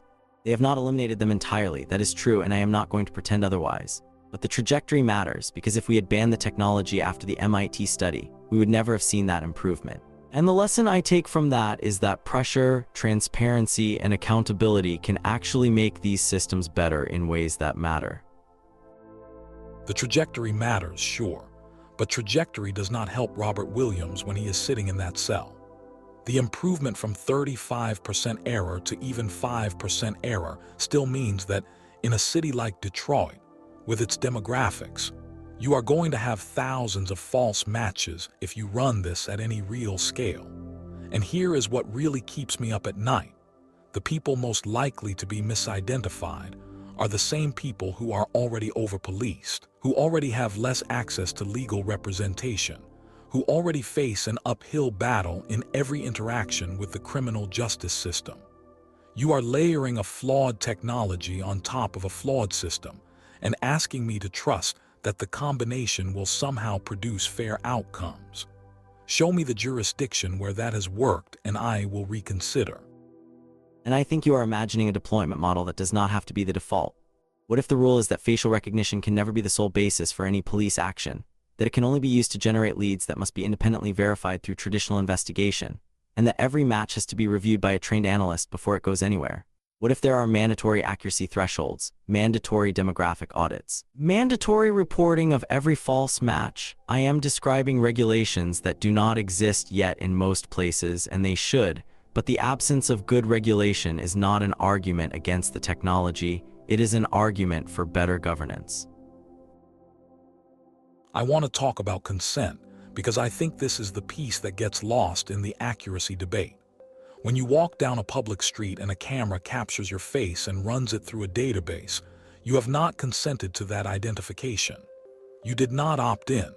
You were not informed. There is no terms of service you clicked through, no checkbox you ticked, nothing. Your face is being used as a biometric identifier without your knowledge or agreement. And there is something fundamentally different about that than a police officer recognizing you because they have seen your mugshot. This is silent, invisible, constant, and it works at a scale that no human surveillance system could ever match. Every face in a crowd, every person walking past a camera, instantly identified and logged. The question is not whether we are comfortable with that today. It is whether we want to build a world where opting out of being identified in public is simply not possible. Okay, but here's where I am going to push back, and I know this one is going to annoy you. Roughly 2 billion people on this planet unlock their phones with their face multiple times a day. They set it up voluntarily, they love the convenience, and they barely think about it. We hand our biometric data to Apple and Google and Samsung without a second thought, and those companies store it, process it, and use it as a core feature of their products. So when people say facial recognition is inherently a violation of privacy, I want to know where that energy is when they are looking at their iPhone to check their messages. I am not saying the police use case is identical to the phone use case, because it obviously is not, but I am saying that the outrage is selective in ways that suggest this is more about who is doing the looking than about the fundamental act of facial identification itself. And I think you just made my point for me because the entire difference is choice. When I set up Face ID on my phone, I am choosing to let that device recognize me, and the biometric data stays on the device, and I can turn it off anytime I want. That is informed, voluntary, reversible consent. A surveillance camera on a street corner offers me none of those things. I did not choose it. I cannot opt out of it, and I have no idea what happens to the data afterward, who sees it, how long it is stored, whether it gets shared across agencies or sold to third parties. Comparing those two situations is like comparing someone who voluntarily gives blood at a donation center to someone who gets their blood drawn without their knowledge while they sleep. The substance is the same, the act is fundamentally different, and the difference is consent. Fair enough, and I take your point about the consent distinction. But let me ask you this, do you object to security cameras in general? Because we have had cameras in public spaces for decades, and the footage gets reviewed, and people get identified from that footage through manual review all the time. Is the objection really about the identification, or is it about the speed and scale at which it now happens? Because if the concern is automation rather than the act itself, then what we are really debating is efficiency. And I find it strange to argue that a technology is acceptable when it is slow and unreliable, but becomes unacceptable when it gets fast and accurate. So here is where I land on this, and I want to be honest that I do not have a clean answer because I do not think one exists. The technology is real, it is improving, and it is not going away. But I think we need to start from a position of deep skepticism rather than cautious optimism, because the consequences of getting this wrong fall disproportionately on people who already bear the heaviest burdens in our society. I would want to see an outright moratorium on real-time facial recognition in public spaces until we have federal legislation that establishes accuracy standards, consent frameworks, demographic auditing requirements, and meaningful penalties for misuse.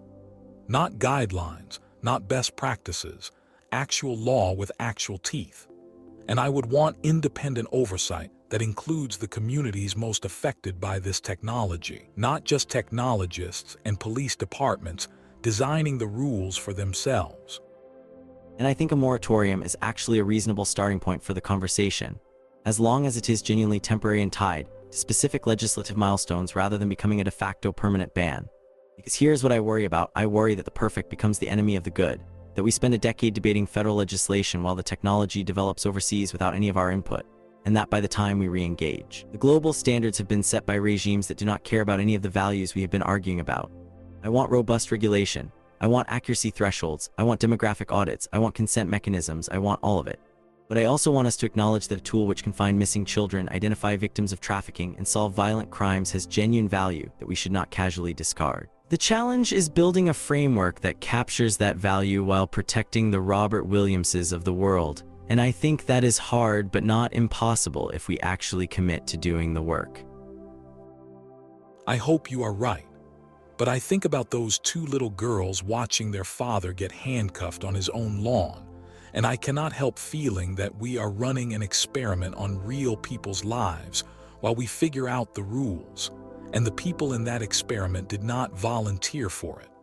That is the part I cannot get past. And I think about the parents of a missing child getting a phone call that their kid has been found at a truck stop 3 states away because a camera flagged a face, and I cannot get past that either. We are both haunted by different outcomes of the same technology, and the honest answer is that we need a system smart enough to deliver the second story without creating the first, and we are not there yet, but giving up on getting there feels like its own kind of failure. So here is something personal I have never really talked about in one of these conversations before. My grandfather was a cattle rancher in central Montana, 5th generation on the same land, and I spent every summer of my childhood on that ranch. I can still smell the hay in the barn. I can still hear the sound of cattle moving across a pasture at dawn, and I can still feel the calluses on my grandfather's hands when he would shake mine and tell me that this land was our family's legacy. That ranch is gone now, sold off in 2014 because the economics just did not work anymore, and my grandfather never really recovered from it. He passed 2 years later, and my mother will tell you the heartbreak killed him faster than anything else could have. So when someone in a lab coat in San Francisco tells me they are going to grow meat in a steel tank, and that this is the future and my grandfather's way of life was just an inefficient relic of the past, I have a reaction to that. And I want to be honest about it upfront because I think a lot of people have that same reaction, and it does not get taken seriously enough. And I respect that deeply, and I am not going to pretend that I have the same personal connection to ranching because I do not. But I want to tell you a different story, one that I think your grandfather might have actually understood. In the 1890s, the streets of New York City were drowning in horse manure, literally tens of thousands of horses producing millions of pounds of waste. And there were serious people, smart people, who predicted that cities would become uninhabitable within decades because there was simply no way to manage that much manure. And then the automobile came along and the entire problem evaporated, not because anyone solved the horse manure crisis, but because the underlying technology shifted so completely that the crisis became irrelevant. I am not saying your grandfather's life was horse manure, please hear me on that. But I am saying that sometimes the most respectful thing we can do for a tradition is to recognize when the world has changed in ways that demand a new approach, and clinging to the old way out of love can sometimes cause more harm than letting go. That is a nice analogy, but the automobile actually worked. It actually replaced horses. It did what people said it would do, roughly when they said it would do it. And I think that is where the lab-grown meat story starts to fall apart for me, because the promises have been extraordinary and the delivery has been, let us say, underwhelming. But we will get to that. We will, and I think you might be surprised by some of what I have to say about the promises, because I am not as starry-eyed about this as you might expect. All right, so let us talk about why this conversation is happening at all. Because nobody would care about growing meat in a lab if there were not a climate argument behind it. And the climate argument is real. I will give you that upfront. The United Nations Food and Agriculture Organization puts livestock at around 14.5% of global greenhouse gas emissions, which is roughly the same as the entire global transportation sector, every car, truck, ship, and airplane on the planet. That is a staggering number. And it is driven by methane from cattle digestion, nitrous oxide from manure, the carbon cost of growing feed crops, and the deforestation that happens to create new pastureland, especially in places like the Brazilian Amazon. I am not denying any of that. Where I start to get skeptical is when the lab-grown meat advocates throw out numbers like 92% fewer emissions, because that number comes from life cycle analyses that are based on projections about a production process that does not yet exist at any meaningful scale. And projections about future technology are worth about as much as the paper they are printed on. So the 92% number does come with significant caveats. And you are right to flag that it is based on projected production rather than current reality. But here's what I think is harder to argue with. Even if the actual reduction turns out to be 60% or 50% or even 40%, that is still an enormous amount of greenhouse gas that does not enter the atmosphere. And the reason the projections are so favorable is not magic. It is basic thermodynamics. A cow is an incredibly inefficient machine for converting plant calories into meat calories. You need something like 25 calories of feed to produce 1 calorie of beef. And during that process, the animal is breathing, moving, generating heat, fighting off disease, and producing methane as a byproduct of digestion. A bioreactor does not do any of those things. It takes cells and feeds them directly, with no skeletal system to build, no immune system to maintain, no digestive tract to power. The fundamental physics of it suggests that cultivated meat should be dramatically more efficient, and the question is really about how much of that theoretical advantage survives contact with real-world manufacturing.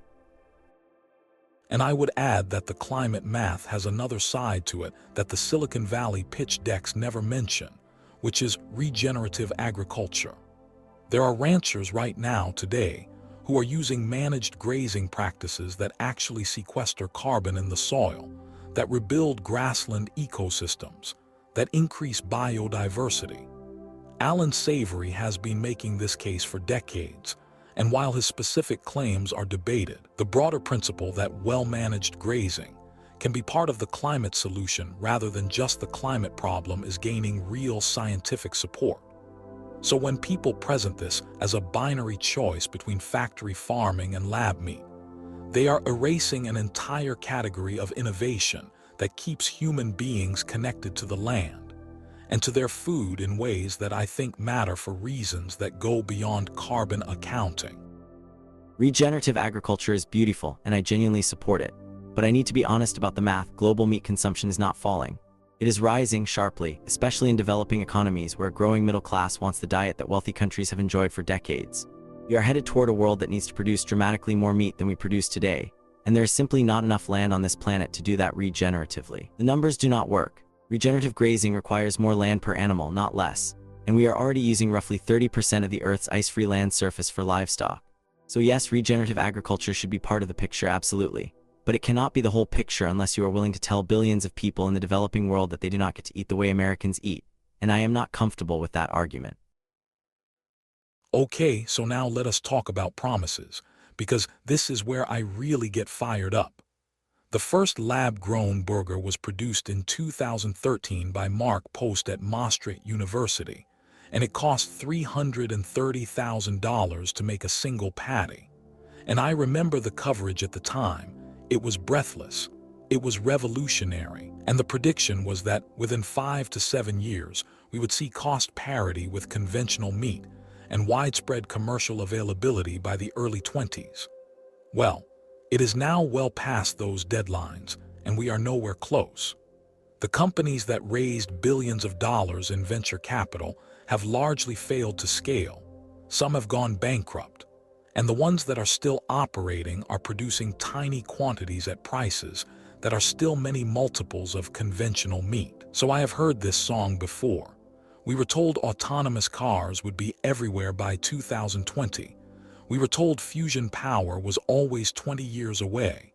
And I have to tell you, the pattern of a flashy demo followed by bold predictions followed by quiet failure is very familiar, and it makes me deeply skeptical of anyone who says this time is different. And you are right to be skeptical, because the timelines were absurd and the industry overpromised in ways that have damaged its own credibility, and I am genuinely frustrated by that. But I want to offer you a different comparison because I think it is more instructive than the autonomous car one. Solar panels. In 1977, solar electricity cost $76 per watt. People said it would never be competitive with fossil fuels, that it was a plaything for rich environmentalists, that economics would never work. And for decades they were right. The cost came down slowly, the efficiency was terrible, and the promises of solar advocates consistently ran ahead of reality. And then the learning curve kicked in, manufacturing scaled, and the cost fell off a cliff. Today, solar is the cheapest source of new electricity in most of the world. Cheaper than coal, cheaper than gas. And the people who said it would never work look foolish in hindsight. I am not guaranteeing that lab-grown meat follows the same curve, but I am saying that dismissing a technology because its first decade was expensive and slow would have been a catastrophic mistake with solar, and it might be a catastrophic mistake here. But for every solar panel success story, There is a Theranos and a WeWork. The venture capital world is full of companies that raised billions on the promise of revolutionary technology, that had charismatic founders and dazzling pitch decks and breathtaking projections, and that turned out to be selling a fantasy. How do I tell the difference between the lab-grown meat company that is going to be solar panels and the one that is going to be Theranos? Because from where I am sitting, the pitch sounds remarkably similar. Trust us, the technology is almost there. We just need more funding. The breakthrough is right around the corner. And meanwhile, the technical challenges are genuinely daunting. Growing animal cells at scale requires bioreactors that maintain perfect sterility over long production runs. And anyone who has worked in biopharma will tell you that contamination is a constant battle that drives costs through the roof. These cells need growth media that used to require fetal bovine serum, which is both expensive and kind of defeats the purpose of avoiding animal agriculture. And while serum-free alternatives exist, they add their own cost and complexity. You are absolutely right about the technical challenges, and I want to acknowledge something that I think the industry has been reluctant to admit, which is that growing meat in a bioreactor is fundamentally a biomanufacturing problem, and biomanufacturing is hard. It is really, really hard. But here is something interesting that does not get talked about enough. The sterility challenge in a bioreactor, while real, is actually a cleaner problem than what happens in conventional meat processing. The CDC estimates that roughly 48 million Americans get foodborne illness every year, and a significant portion of that comes from bacterial contamination in slaughterhouses and processing plants. E. coli, Salmonella, Listeria, these are constant problems in conventional meat production, and they kill hundreds of people every year. A bioreactor environment, precisely because it demands sterility, actually eliminates the entire category of fecal contamination that plagues the conventional supply chain. So yes, sterility is expensive, but it also produces a fundamentally safer product, and that trade-off is worth taking seriously. Let me tell you what I see when I drive through rural Montana or Kansas or Texas, because I think the people in this conversation who are usually loudest about lab-grown meat have never spent meaningful time in those communities. Family farms and ranches are dying, and they have been dying for decades, squeezed between rising input costs and stagnant commodity prices, and the relentless consolidation of the meatpacking industry that leaves them with fewer and fewer buyers for their cattle. These are people who are already hanging on by their fingernails, who are already watching their children leave for cities, because there is no economic future on the land. And now, you want to tell them that the product they have spent their whole lives producing is going to be replaced by something grown in a factory by people with PhDs. I understand why that feels like an attack, because in a very real sense it is. It is the final chapter in a story of displacement that has been unfolding for generations, and pretending otherwise is dishonest. And I hear you, and I want to push back gently on one thing, because I think the framing of lab-grown meat as the thing that will kill family farming misses a really important truth. Family farming is already being killed, right now today, by the existing industrial agriculture system. The big four meatpackers control over 80% of the beef market, and they squeeze family ranchers on price while keeping consumer prices high. And the family rancher gets absolutely crushed in that dynamic. Your grandfather did not lose his ranch because of lab-grown meat. He lost it because the economics of industrial commodity agriculture are brutally hostile to small operators. So when I look at cultivated meat, I actually see a potential disruption of that consolidated power structure, because you do not need 100,000 acres and a relationship with Tyson to operate a bioreactor. The technology could, in theory, enable smaller, more distributed production that breaks the stranglehold of the meatpacking oligopoly, though I admit that is a hopeful reading of how it might unfold rather than a certain one. That is a hopeful reading, and I appreciate you flagging it as such. But the history of technology disruption suggests that new industries tend to consolidate just as aggressively as old ones. Look at tech, look at pharma, look at any capital-intensive industry where the barriers to entry are high. The idea that bioreactors are going to be operated by small family businesses instead of by the same massive corporations that already control the food supply strikes me as naive. And there is something else I want to name, which is the cultural dimension. Food is not just fuel, it is identity, it is tradition, it is community. A barbecue in Texas, a fish fry in Louisiana, a clam bake in New England. These are rituals that connect people to place and to each other, and they are built around a relationship with real animals raised on real land. I am not saying that is a sufficient reason to reject new technology, but I am saying that dismissing it as mere sentimentality misunderstands what food means to people. And I would never dismiss it as sentimentality, because you are right that food carries cultural weight that goes far beyond nutrition. But I would also point out that what we consider traditional food has changed enormously even within living memory. Your grandfather's generation ate dramatically differently than his grandfather's generation, and the industrial feedlot that produces most American beef today would have been unrecognizable to a rancher in 1900. Traditions evolve, they always have, and the question is whether they evolve in ways that serve the values we actually care about, or whether we freeze them in place out of nostalgia for a version of the past that was already gone before we started this conversation. If what you value is connection to the land, stewardship of animals, community around shared meals, I think all of those things can survive and even thrive alongside cultivated meat. They just might look different than they did on your grandfather's ranch, and different is not the same as gone.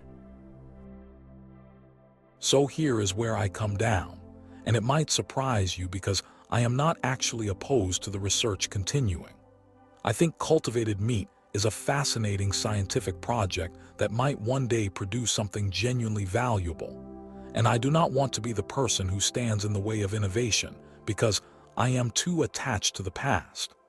But I think we need radical honesty about where this technology actually is, not where VC pitch decks say it will be. And I think we need to stop treating it as an excuse to ignore the changes we could be making right now with existing technology and existing practices. Invest in regenerative agriculture, break up the meatpacking monopolies, support family farmers with policies that actually help them rather than subsidizing the corporations that are destroying them.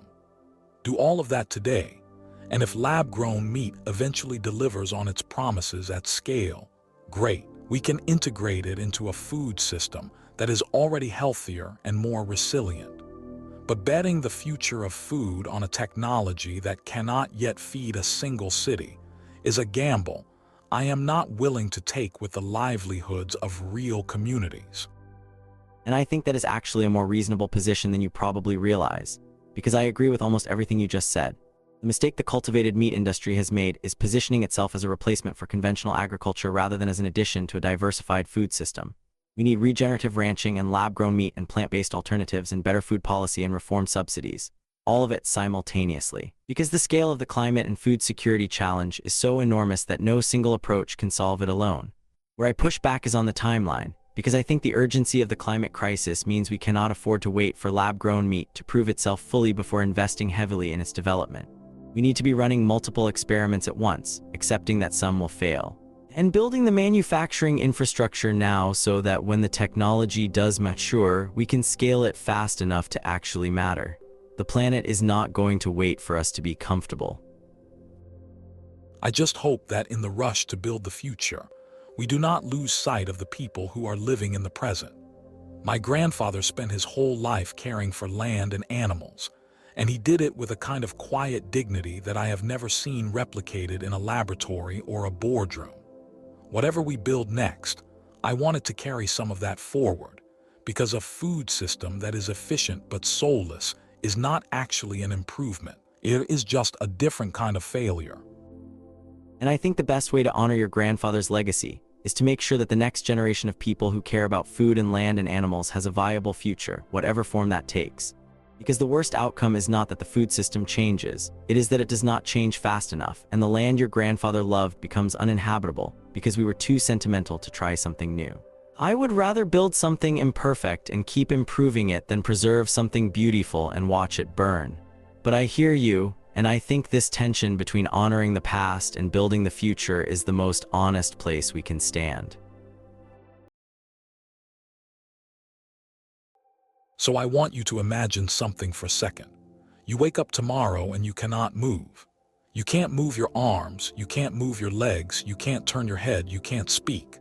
but your mind is completely, perfectly intact. You are a prisoner inside your own body, screaming into a void where nobody can hear you. That is what locked-in syndrome feels like, and that is the reality for thousands of people around the world right now today as we sit here talking. And here's what makes this moment in history so extraordinary.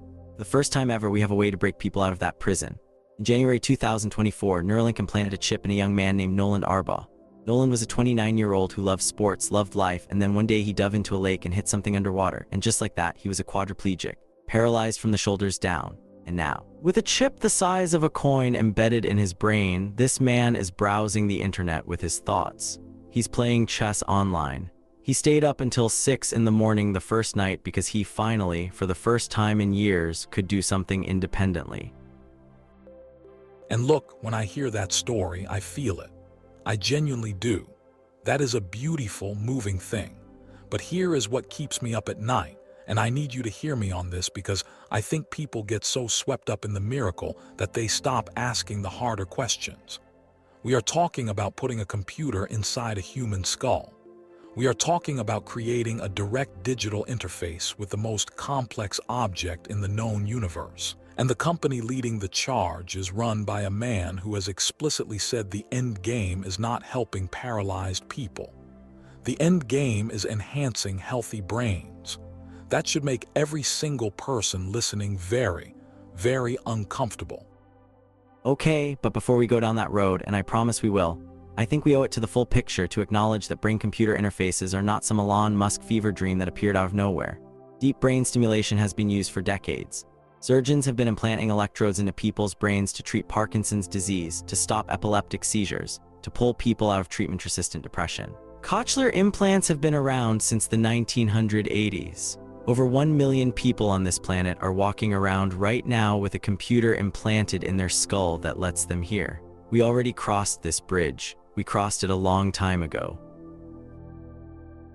So let me paint you a picture of what this technology actually means for real people living real lives right now. Think about someone with advanced ALS. Their body has completely failed them, but their mind is sharp as a tack.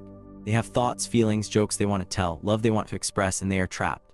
A brain-computer interface gives them their voice back. It gives them the ability to tell their kids they love them, to ask for a glass of water, to say they're in pain.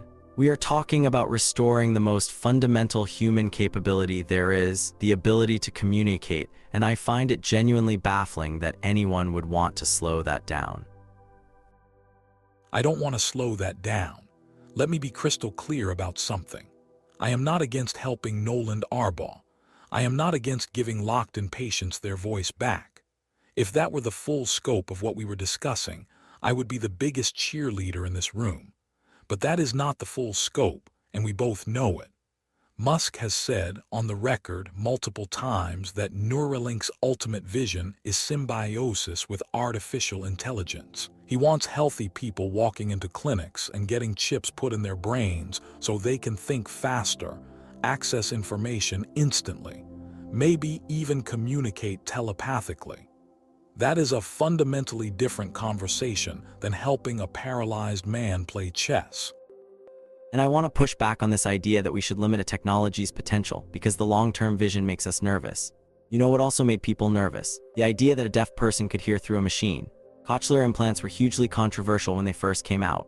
Parts of the deaf community were deeply opposed, and I respected those concerns, but today over 1 million people hear because of that technology. And by the way, there's a company called Synchron that is developing a brain-computer interface that doesn't even require open brain surgery. They thread a small device through the blood vessels like a stent.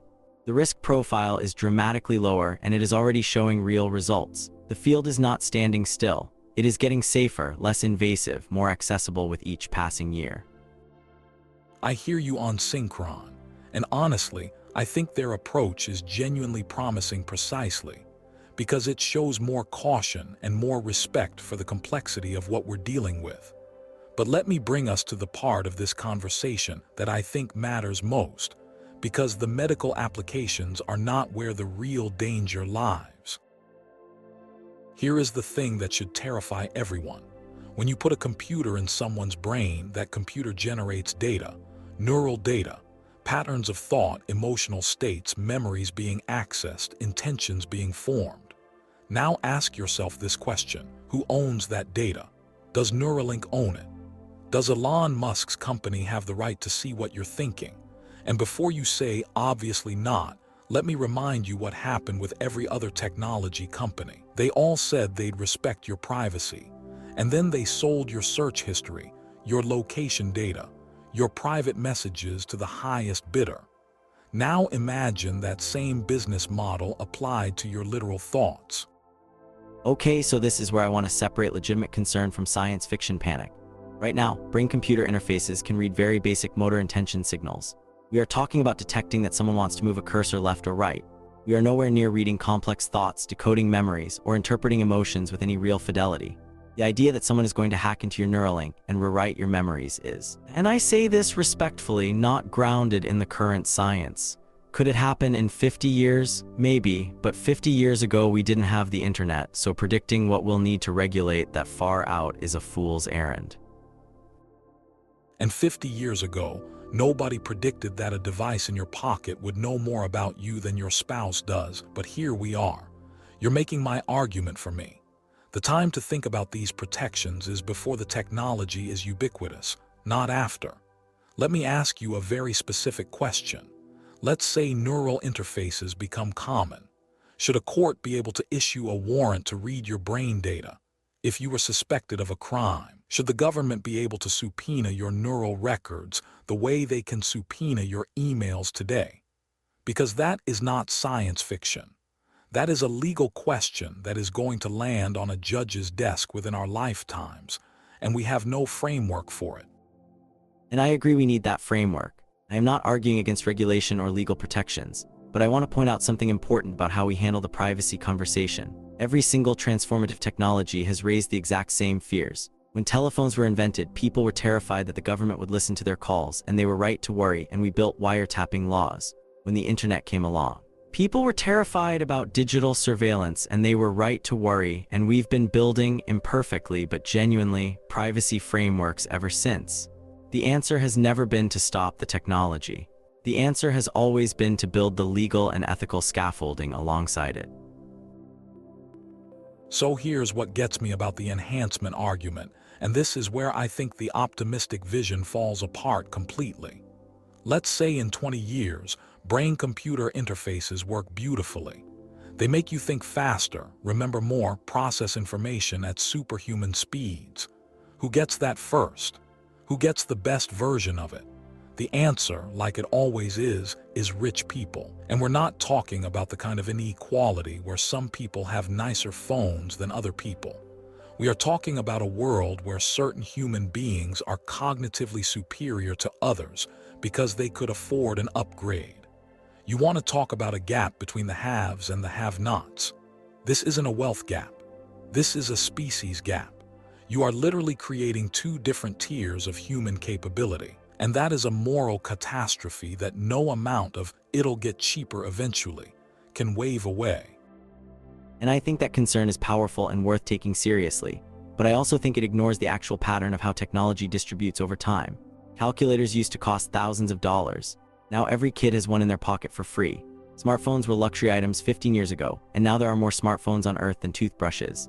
The internet itself was once the exclusive domain of military researchers and university professors. And now a farmer in rural India can video call his family across the world. Technologies start expensive and they get cheap fast. And the reason they get cheap is specifically because early adopters pay the premium that funds the development that drives costs down. I am not dismissing the inequality concern, but I am saying that using it as a reason to prevent the technology from existing at all would have stopped every democratizing technology in human history. That's a nice narrative, and it's partly true. But it also glosses over the fact that we are still living with massive digital divides right now. Billions of people still don't have reliable internet access, and we're already talking about the next layer of cognitive augmentation on top of that. And the difference between a smartphone gap and a neural enhancement gap is not one of degree, it's one of kind. If your competitor in a job interview can literally process information twice as fast as you, because they have an implant and you don't, that's not like them having a fancier calculator. That is a fundamental asymmetry in human capability that could entrench inequality in ways we've never seen before, and might never be able to undo. Let me flip this around though, because I think there's a version of this argument that actually supports moving forward thoughtfully rather than not at all.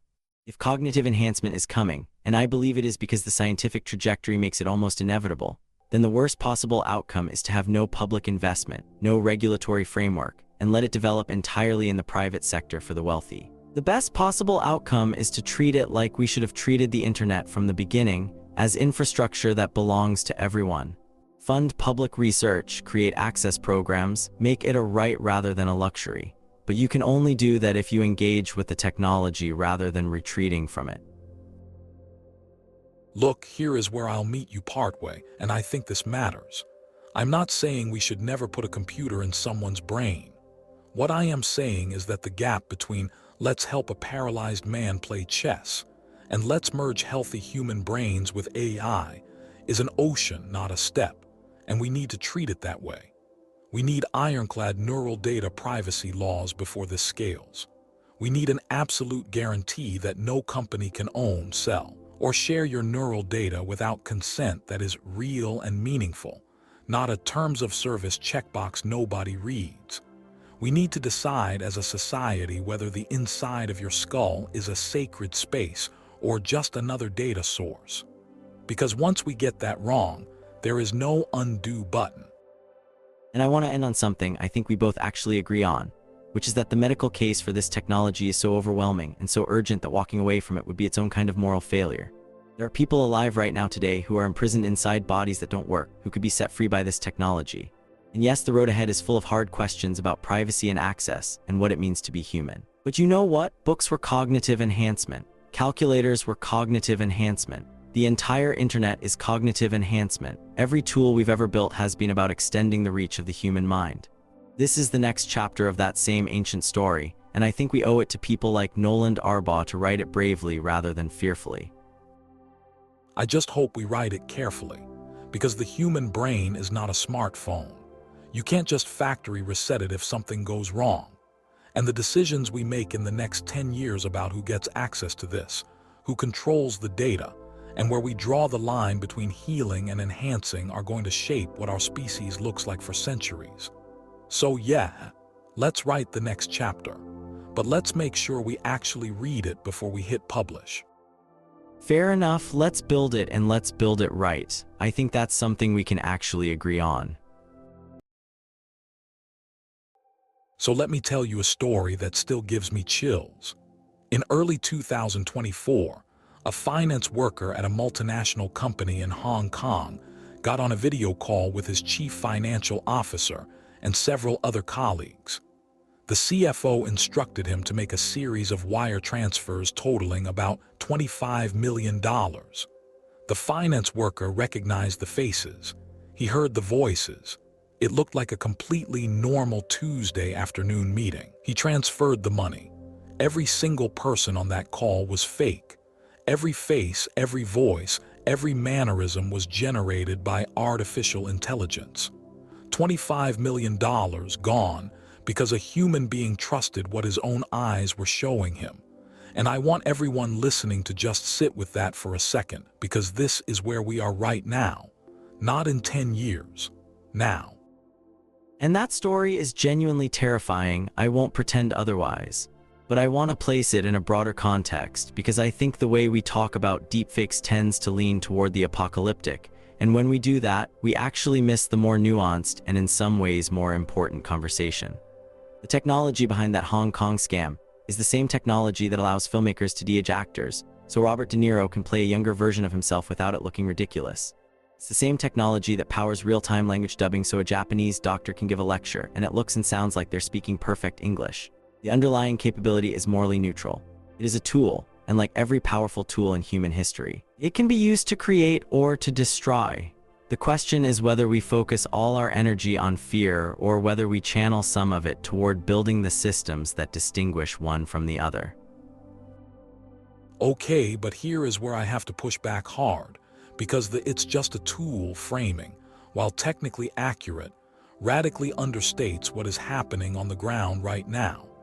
This is not some theoretical debate about what bad actors might do someday.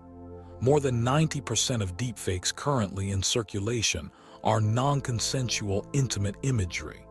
90%. We are talking about real women and girls whose faces are being stitched onto explicit content without their knowledge, without their consent, and having it distributed across the internet. This is not a future problem. This is a right now, today, happening at scale, ruining lives catastrophe. And I think any conversation about this technology that doesn't start there is fundamentally unserious. You're right, and I want to be clear that I am not minimizing that reality. It is horrific, and it demands an aggressive legal and technical response. But I also think that if we frame the entire deepfake conversation around the worst uses, we end up paralyzed instead of productive. So yes, let's absolutely talk about the harms, and let's talk about the solutions, because there are real solutions being developed right now that give me actual hope. Let me take you to Slovakia, September 2023, 3 days before a national election. An audio recording surfaces online of one of the leading candidates apparently discussing how to rig the election and buy votes. It spreads everywhere. People are outraged. The candidate denies it, says it's a fake, but here's the problem. In those final 72 hours before the vote, there was no way to definitively prove it was fabricated in time. The news cycle moved on. People voted with that audio rattling around in their heads, and the candidate lost. Now, we may never know whether that deepfake swung the election, but the fact that we have to ask that question at all should scare the life out of every person who cares about democracy. And it does scare me. Let me be honest, the election manipulation potential is probably the single scariest application of this technology, and I don't have a clean answer for it. But I want to complicate the picture a little, because I think the threat to democracy is actually more subtle and in some ways worse than the obvious fake audio clip. Picture this, it's 2028. And real footage surfaces of a political figure doing something genuinely corrupt. Caught on camera, undeniable. Except now it is deniable because that politician just points at the screen and says, "That's a deep fake." And a significant chunk of the population believes them because we now live in a world where anything can be faked, which means anything can be denied. Researchers call this the liar's dividend. And I think it might actually be more dangerous than the fakes themselves, because it doesn't just create false realities, it destroys our ability to agree on true ones. And that is exactly my point. You just described a world where reality itself becomes optional, where any inconvenient truth can be waved away with 2 words: it's fake. That is not a small problem that clever technology can solve. That is a foundational crack in the bedrock of how democratic societies function. We need shared facts to govern ourselves. We need to be able to point to a video, a recording, a document, and say this happened. If we lose that, we don't just lose trust in media. We lose the ability to hold anyone accountable for anything, ever.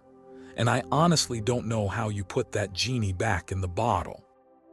So let me tell you about a bottle that some very smart people are actually building right now, because I refuse to end this on pure despair.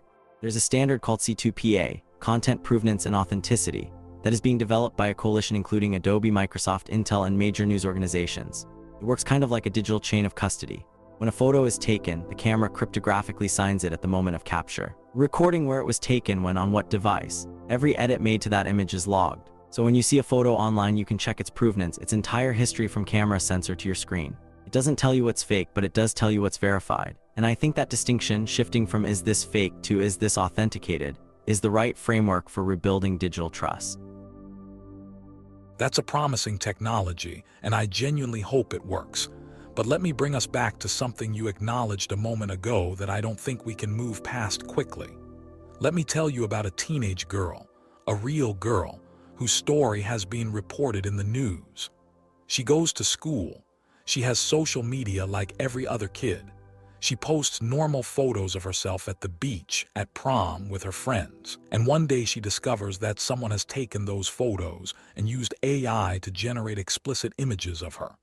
Fake images, but with her real face, completely indistinguishable from real photographs.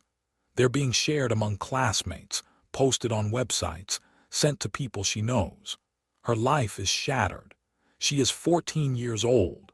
Now multiply that by thousands, because this is happening everywhere to girls and women across the world. And the tools to do it are free.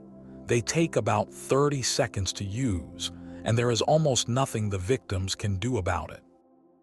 And I want to be very careful here, because I don't ever want to sound like I'm rationalizing what you just described. That is abuse, full stop. It should be prosecuted aggressively, and laws are being written right now in multiple countries to make the creation and distribution of non-consensual deepfake intimate imagery a serious crime. But I also want to acknowledge an uncomfortable truth, which is that this isn't entirely new. Before deepfakes existed, people were already creating and distributing non-consensual intimate content. Photoshop has been around for decades. Revenge content has been a plague on the internet since the internet existed. What AI has done is dramatically lower the skill barrier and increase the scale, and that does make it qualitatively worse, but the underlying problem is one of human behavior and legal enforcement, not just technology. See, that argument drives me up a wall, and I'll tell you why. Yes, bad people have always done bad things, but there is a massive difference between a world where creating a convincing fake requires hours of skilled Photoshop work and a world where a 13-year-old can download an app and generate hundreds of photorealistic fakes in minutes. Scale matters. Ease matters.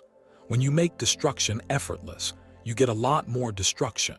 And telling the victims, well, this kind of thing has always happened, is cold comfort when their lives are being torn apart by a technology that did not need to be made freely available to everyone on the planet with no safeguards whatsoever.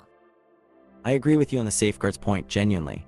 I think the open source release of some of these models without any guardrails was reckless, and the companies that did it should face real consequences. But I also think we need to grapple with the reality that the cat is out of the bag. These tools exist, they're in millions of hands, and a blanket ban would be about as effective as banning people from using calculators. The technology is too simple, too distributed, and too easy to replicate. So while we absolutely need stronger laws and we absolutely need platforms to invest heavily in detection and removal, we also need to accept that the ultimate solution isn't going to be preventing the creation of fakes. It's going to be building systems that make fakes identifiable and that rebuild the trust infrastructure that deepfakes have eroded. Here's the thing though, and this is what makes me genuinely pessimistic. You talk about detection and authentication, and those are real efforts being made by serious people. But we are in an arms race where the offense will always be ahead of the defense. Every time someone builds a better deepfake detector, someone else uses that detector as a training signal to build a better deepfake. It's an adversarial loop with no end point.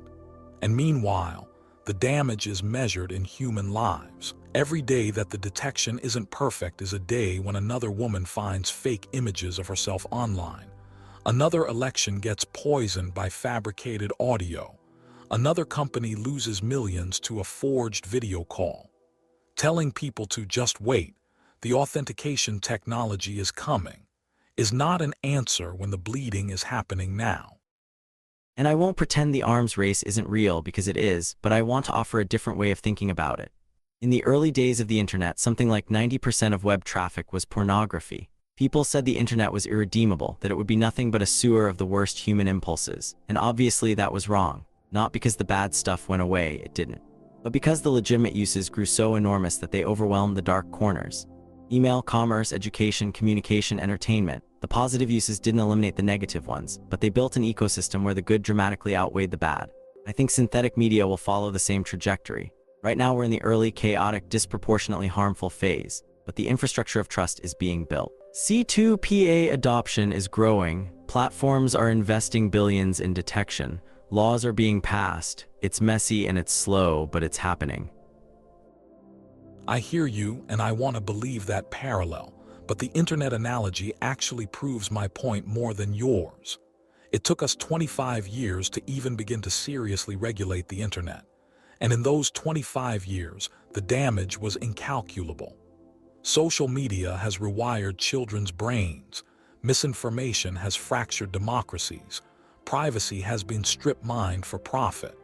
Yes, the internet also brought wonderful things, but the idea that we should be patient and let the ecosystem mature while people's lives are being destroyed in real time is a luxury that the victims of this technology cannot afford. Fair, and I think the honest answer is that there is no clean solution. We are not going to regulate our way out of this completely. We are not going to build technology that makes fakes impossible, and we are not going to change human nature overnight. What we can do is pursue all three simultaneously: pass strong laws with real teeth, invest massively in authentication infrastructure, and yes, work on changing the culture so that creating and sharing non-consensual content carries real social consequences, not just legal ones. It's imperfect and it's slow and it won't save everyone. But it's the only realistic path I can see, and I think pretending there's a magic bullet is more dangerous than admitting the fight will be long and hard. So here is where I want to land on this one, and I think it's actually pretty stark. We are at a moment where seeing is no longer believing. That is a sentence that sounds like a cliché, but it represents the most fundamental shift in human epistemology since the invention of the camera. For all of human history, if you saw it with your own eyes, it was real. If it was captured on film, it happened. That assumption is now broken, and it is not going to be unbroken. Every institution that depends on visual or audio authenticity, journalism, the legal system, elections, personal relationships, every single one of them needs to be rebuilt from the ground up for a world where any image, any video, any voice can be fabricated in seconds. That is not a technology problem. That is a civilizational challenge, and I do not think we are remotely ready for it. And I actually agree with almost all of that, which might surprise you. Where we differ, I think, is on the question of whether this is unprecedented or whether it's the latest chapter in a very old story. Every major communication technology has destabilized trust. The printing press enabled mass propaganda. Photography could be manipulated from the very beginning. Radio gave us War of the Worlds panic and political demagogues. Television was going to rot everyone's brains. Each time we eventually built the literacy, the institutions, and the norms to navigate the new reality. It was never fast enough, it was never painless, and the transition periods were genuinely awful. But we adapted because that's what humans do. I believe we will adapt to this too, not because I'm naive, but because I have studied enough history to know that despair has never been a useful strategy. I hope you're right. I genuinely do. But I want everyone listening to understand the stakes. The next time you see a video of a politician saying something outrageous, you will not know if it's real. The next time someone shows you a photograph that seems to prove something, you will not know if it's real. And the next time a teenager's face shows up in images that were never taken, the technology that made it possible will be free, easy, and everywhere. We are living in the last generation of humans who grew up trusting their eyes. Our children will not have that luxury, and we owe it to them to build something better than what we have right now, because right now what we have is a disaster in slow motion. Then let's build it, not by trying to uninvent what's already here because that's a fantasy, but by pouring everything we have into authentication, into legal frameworks, into digital literacy, and into the hard, unglamorous work of rebuilding trust in a world where trust has to be earned differently than it was before. The age of believing your eyes is over. The age of verifying what you see is just beginning. And I'd rather be at the start of a new chapter than mourning the end of the old one. As long as we actually write the new rules before the damage becomes permanent, because some of it already is. Then we'd better get started, no more time to waste. So I want you to picture something, and I want you to really sit with it for a second. It is 3 in the morning, you cannot sleep, and the grief is just crushing you, that physical weight on your chest that anyone who has lost someone knows intimately. And you pick up your phone and you open an app and you type, "I miss you so much, I don't know how to do this without you." And then 3 dots appear, 3 dots, and a message comes back in your wife's voice, her patterns, her little quirks. Maybe she calls you that nickname nobody else knew about. And for a moment, just a moment, the weight lifts. Now I need you to tell me honestly, does that sound like healing to you? Or does that sound like the most sophisticated trap grief has ever built? Okay, before you frame this whole thing as some kind of trap, let me tell you a story that genuinely changed how I think about this. In 2020, a South Korean documentary called Meeting You did something that shattered millions of people watching it. They took a mother named Jang Jae-sung who had lost her 7-year-old daughter Naeun to a blood disease, and using virtual reality and motion capture, they reconstructed Naeun in a virtual park. And this mother put on a VR headset and she saw her daughter again, standing there in a little purple dress, and Naeun reached out her hand and said, "Mommy, where have you been? I missed you." And this mother, she reached back, tears streaming down her face, and she told her daughter she missed her too, and she touched her face, and later she said she felt peace for the first time since Naeun died. You can call that a trap if you want, but when I watched that footage, what I saw was a woman who got something that every grieving parent on Earth has begged the universe for: one more moment. And I watched that same footage, and I cried too. I am not made of stone. But here is what haunts me about it. That was one carefully designed encounter, produced by a television crew, with therapists nearby, in a controlled setting. What we are talking about now is something fundamentally different. We are talking about companies like Hereafter AI and Storyfile, and a dozen startups racing into this space, offering to scrape your dead mother's text messages, her emails, her voicemails, and build a chatbot you can talk to anytime you want, for a monthly subscription fee. We went from a profoundly human moment of closure to a business model where you pay $9.99 a month to text a ghost. And I think the distance between those two things is enormous, and we are pretending it is not. I think you are letting your suspicion of the business model cloud what is actually a genuine human need. People have been talking to the dead since the beginning of civilization. We talk to gravestones, we write letters to people who will never read them. We hold on to voicemails and replay them until the file degrades. The human impulse to maintain a connection with people we have lost is not pathological. It is one of the most universal things about us. What AI does is simply make that conversation feel a little less one-sided. And by the way, grief counselors are genuinely split on this. Some of them are seeing patients who interact with these systems and report feeling less isolated in their grief, like they have a bridge between the person they lost and the life they are trying to rebuild. Let me paint you a specific picture, because I think the abstract version of this freaks people out more than the reality.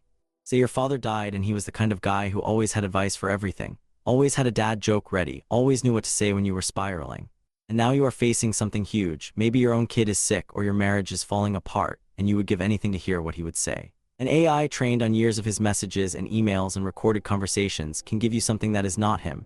And everyone knows it is not him, but it carries the texture of him, the rhythm of how he thought and spoke. And for some people that is not a replacement for grief, it is a companion through it. I have read accounts of people who said these interactions helped them finish conversations they never got to have, helped them say goodbye in a way that death did not allow.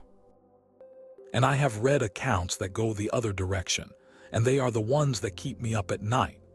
There was a piece in the MIT Technology Review about a man who was using one of these services to talk to his deceased partner. And at first it was beautiful, it was comforting, it was everything you just described. But then months went on, and he was talking to this chatbot more than he was talking to living people. His friends noticed he was withdrawing. He started referencing conversations with his dead partner in present tense, like, "Oh yeah, we talked about that last night." The grief was not moving, it was calcifying around this digital effigy. And here is the thing that really gets me. Grief counselors have known for decades that the path through loss requires, at some point, an acceptance of absence. The person is gone. That absence is not a bug in the grieving process. It is the central feature. It is what eventually allows you to integrate the loss and carry the person with you in a healthy way. What happens when technology removes the absence entirely? I think you are describing an edge case and treating it like the inevitable outcome. People can develop unhealthy attachments to anything, to a house, to a routine, to a literal gravestone they visit every single day.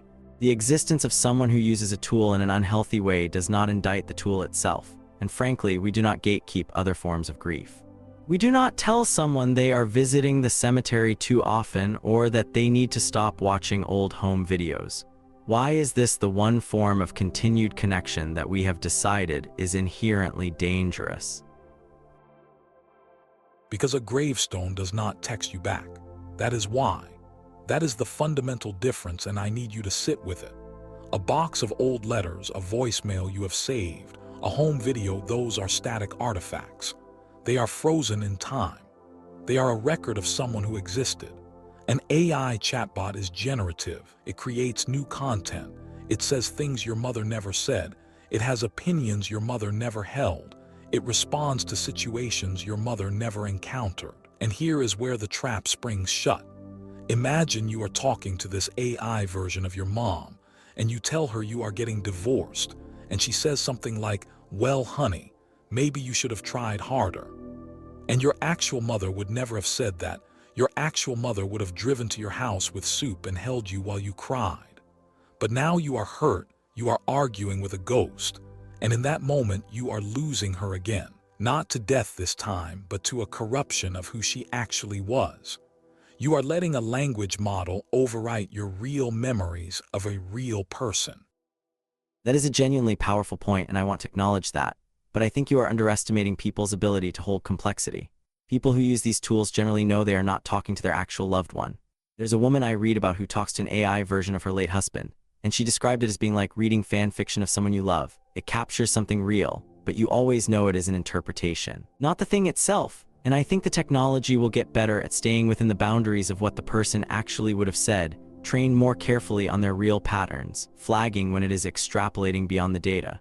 The version you are describing, where the AI starts contradicting who the person really was, that is a solvable design problem. No, it is not a design problem. It is a philosophical impossibility. You cannot train a model to only say things a person would have said, because the whole point is that the person is not here to verify. You have a data set, texts and emails and recordings, and you are treating that data set as if it is the person. But your mother was not her text messages. She was the way she paused before saying something difficult. She was the look she gave you across the dinner table that meant, "We'll talk about this later." She was 1,000 unrecorded moments of being a full human being. What you have trained the AI on is the thinnest possible slice of someone's expression, and you are building a whole person out of it. You are confusing information with personhood, and that confusion is not just an error, it is a kind of desecration. And here is the part of this conversation that almost nobody is having, the part that makes me genuinely angry. Did your grandmother consent to this? When she sent those text messages, when she left those voicemails, when she wrote those emails, did she do so with the understanding that after she died, her family would feed all of it into a machine that would generate a digital puppet wearing her personality? Because I have to tell you, I knew my grandmother, and if you had told her that after she passed, someone would be charging her grandchildren a monthly subscription to talk to a computer pretending to be her, she would have found that grotesque. We are making a massive decision about someone's identity and their digital afterlife, and we are making it entirely without their input because, and this is the crucial part, they are dead and cannot object. You raise a fair point about consent, and I actually think that is where the industry needs to go: opt-in systems where people, while they are alive, can choose to create these digital legacies intentionally. Some companies are already doing this, letting people record messages, answer questions, build a kind of interactive memorial on their own terms. And I think as this technology matures, it will become a normal part of end-of-life planning. Right alongside your will and your medical directives, you will decide what kind of digital presence, if any, you want to leave behind. The consent problem is real, but it is transitional. It exists because the technology arrived before the social norms caught up. That is a nice vision of the future, but it does not address the present, where companies are right now, today, offering to build these replicas from data the deceased never agreed to share this way. And even your future vision has problems. Say your grandfather does opt in. He records hundreds of hours of conversation. He answers thousands of questions. He enthusiastically builds his digital self. 20 years after he dies, that AI version of him is still talking to his great-grandchildren, people he never met, having conversations about a world he never lived in. At what point does that entity stop being a reflection of him and start being something else entirely, something that just wears his face? And who is profiting from that? Because someone is paying a subscription, and someone is collecting it, and the person whose identity is being monetized is in the ground. Look, I hear everything you are saying, and I think you are raising questions that this industry absolutely needs to answer. But I keep coming back to that mother in South Korea, reaching out to touch her daughter's virtual hand, and I cannot bring myself to say that was wrong. I think the technology needs guardrails, serious ones. Time limits on sessions, clear reminders that this is a memorial tool and not a resurrection, mandatory check-ins with actual grief counselors. Sunset clauses so these replicas do not just run forever. But the impulse behind it, the desire to ease the sharpest edges of grief, I think that impulse is deeply good, and I think we can build around it responsibly. And I keep coming back to something a grief therapist named Robert Niemeyer said that I cannot shake. He said that grief is not a problem to be solved. It is a journey to be undertaken. And I worry that in our rush to solve grief with technology, we are robbing people of that journey. The pain of loss, the absence, the slowly fading immediacy of someone's voice in your memory, that process, as brutal as it is how human beings have learned to carry their dead with them for all of human history. Not by pretending they are still here, but by slowly, painfully, beautifully transforming a presence into a memory, and a memory into a part of who you are. I do not want to live in a world where we skip that transformation because there is an app for it. Some absences are supposed to stay absent. Some silence is sacred. And some doors, once someone walks through them, are meant to close. I respect that, and I think you might be right that there is something in loss itself that makes us more human. But I also think about the mother who lost a child to cancer at age 4, or the wife whose husband died in a car accident without ever getting to say goodbye. And I cannot look them in the eye and say your pain is sacred, do not reach for comfort. I think we hold both truths, that grief has meaning, and that mercy has value, and we build the technology carefully enough to honor both. That is the only answer I have, and I admit it is not a clean one. And maybe that is actually the most honest place to end up. Not with an answer, but with a tension we have to keep feeling our way through. So imagine you wake up tomorrow morning, you make your coffee, you check your phone, and the morning news tells you that your city's budget was allocated overnight by an algorithm. Schools got 14% more funding because the system identified declining test scores in 3 zip codes. The police department got restructured because the data showed that mental health response teams resolve 60% of emergency calls more effectively than armed officers. 2 hospitals are getting new wings, and your commute just got 12 minutes shorter because traffic lights were re-optimized at 3 in the morning. And here is the thing. Every single one of those decisions sounds reasonable. Every single one of those outcomes sounds like an improvement. So I want you to notice the feeling you are having right now, that uneasy feeling. And I want you to ask yourself why, if the outcomes are better. Does the idea of a machine making those choices feel so deeply wrong? And I want to flip that right back on you, because let me tell you what actually happened this morning in the real world, the one run by human beings. A congressman who has not read a single page of the budget he is about to vote on will rubber stamp a spending bill written by lobbyists.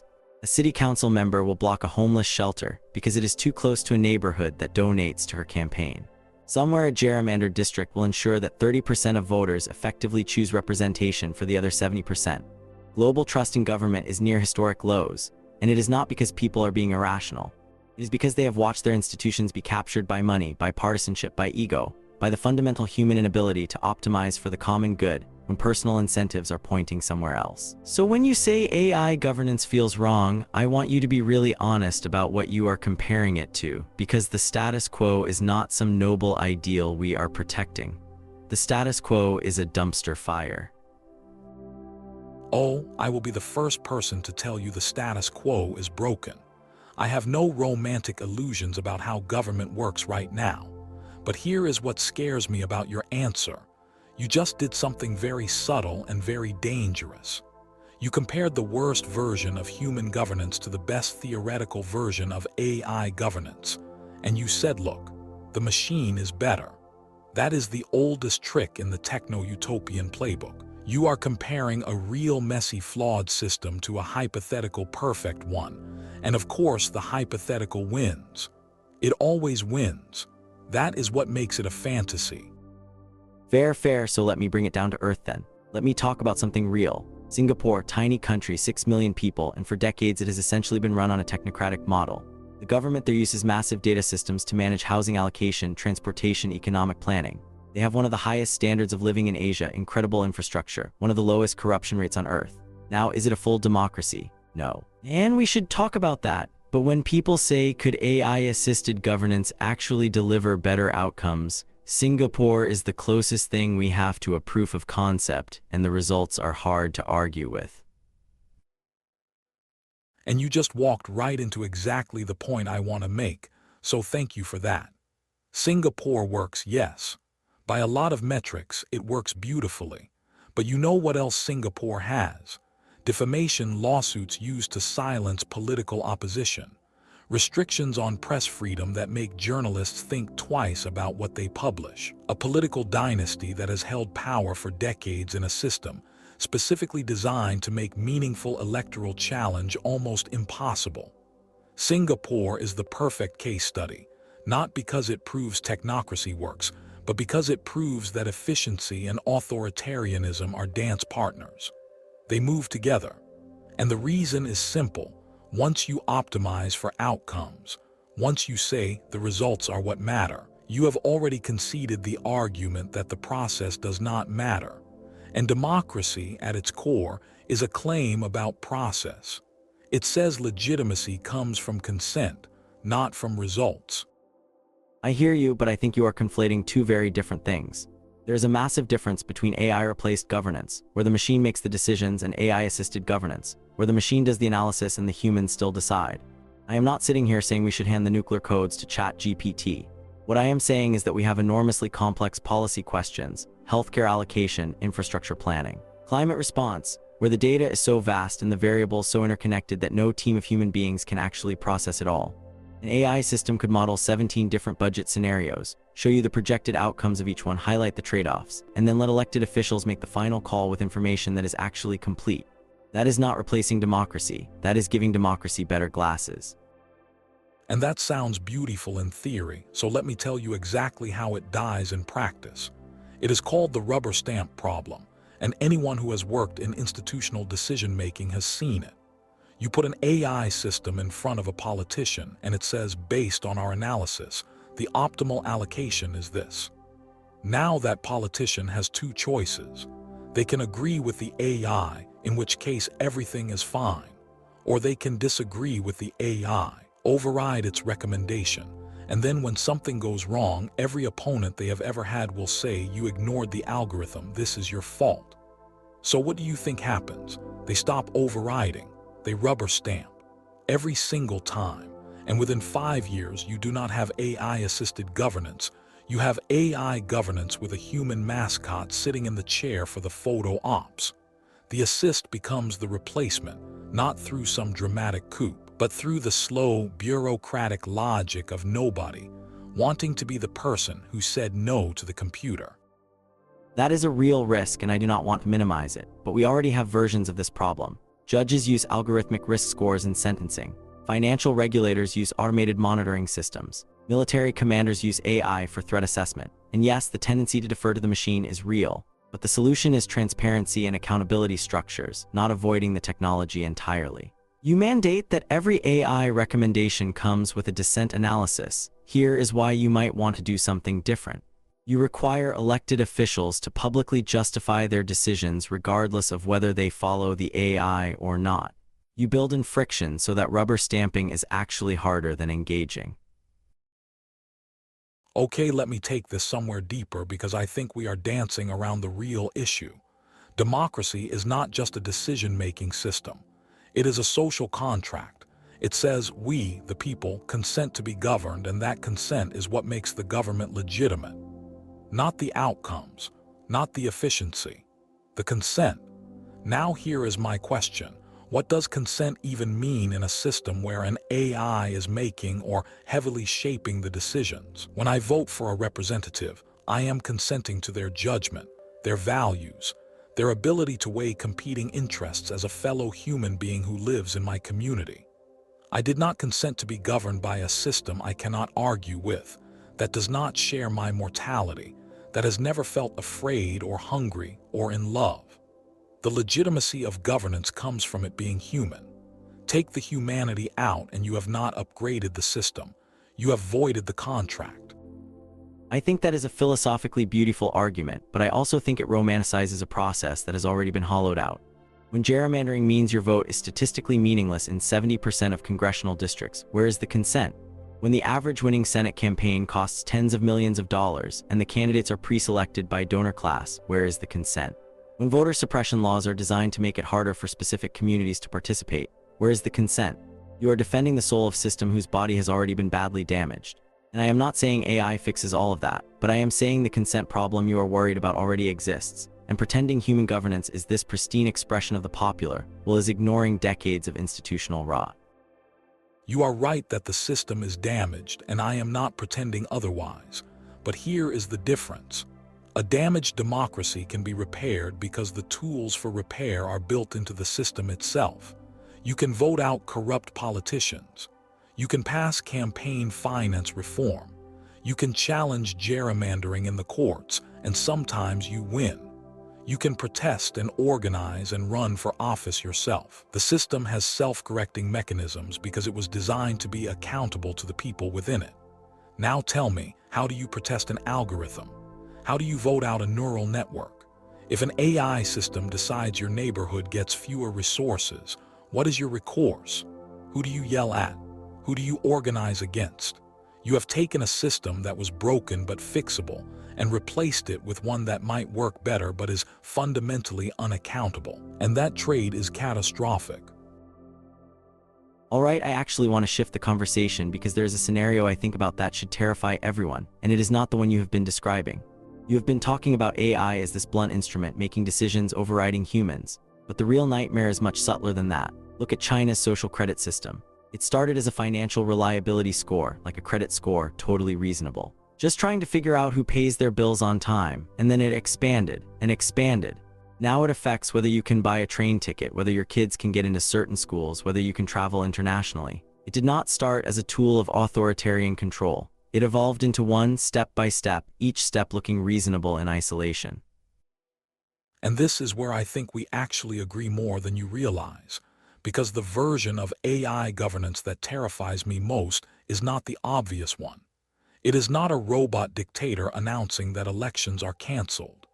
It is exactly what you are describing, a system that is so deeply embedded in the infrastructure of daily life that it shapes behavior without anyone feeling coerced. The AI does not need to ban opposition parties. It just needs to make sure opposition voices appear lower in everyone's feed. It does not need to arrest dissidents. It just needs to flag them for additional screening at airports, make their loan applications take a little longer, ensure their kids' school assignments are slightly less favorable. None of it looks like tyranny.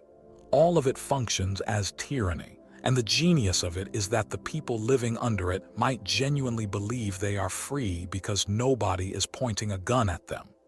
The control is ambient, invisible, and total. Okay, so I want to be honest here because I think you just described something genuinely terrifying, and I do not have a clean answer for it. The manipulation risk is real. An AI system with enough data about a population could, in theory, engineer consent rather than earn it. It could make people want what the system needs them to want. And the traditional safeguards against tyranny, free press, free assembly, free speech were all designed to combat visible coercion, not invisible influence. I think this is the strongest argument against AI governance, and I do not want to handwave it away. What I will say is that the same technology that enables this kind of manipulation also enables detection. AI systems can be built to audit other AI systems. Transparency mandates can require that every algorithmic decision affecting citizens is logged and reviewable. But yes, the manipulation scenario keeps me up at night too. And here is what keeps me up even later than it keeps you up. You said AI can audit AI, but who builds the auditing AI?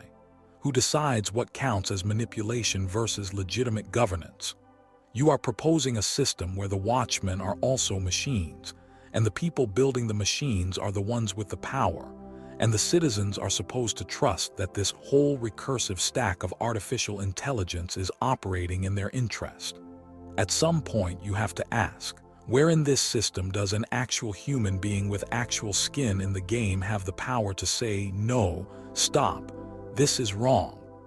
And if the answer is well, the humans are technically in the loop, I refer you back to the rubber stamp problem we talked about 20 minutes ago. So here's where I land on this, and I want to be careful because I think this is genuinely one of the most important questions of the century. I do not think AI should run a country. I want to say that clearly.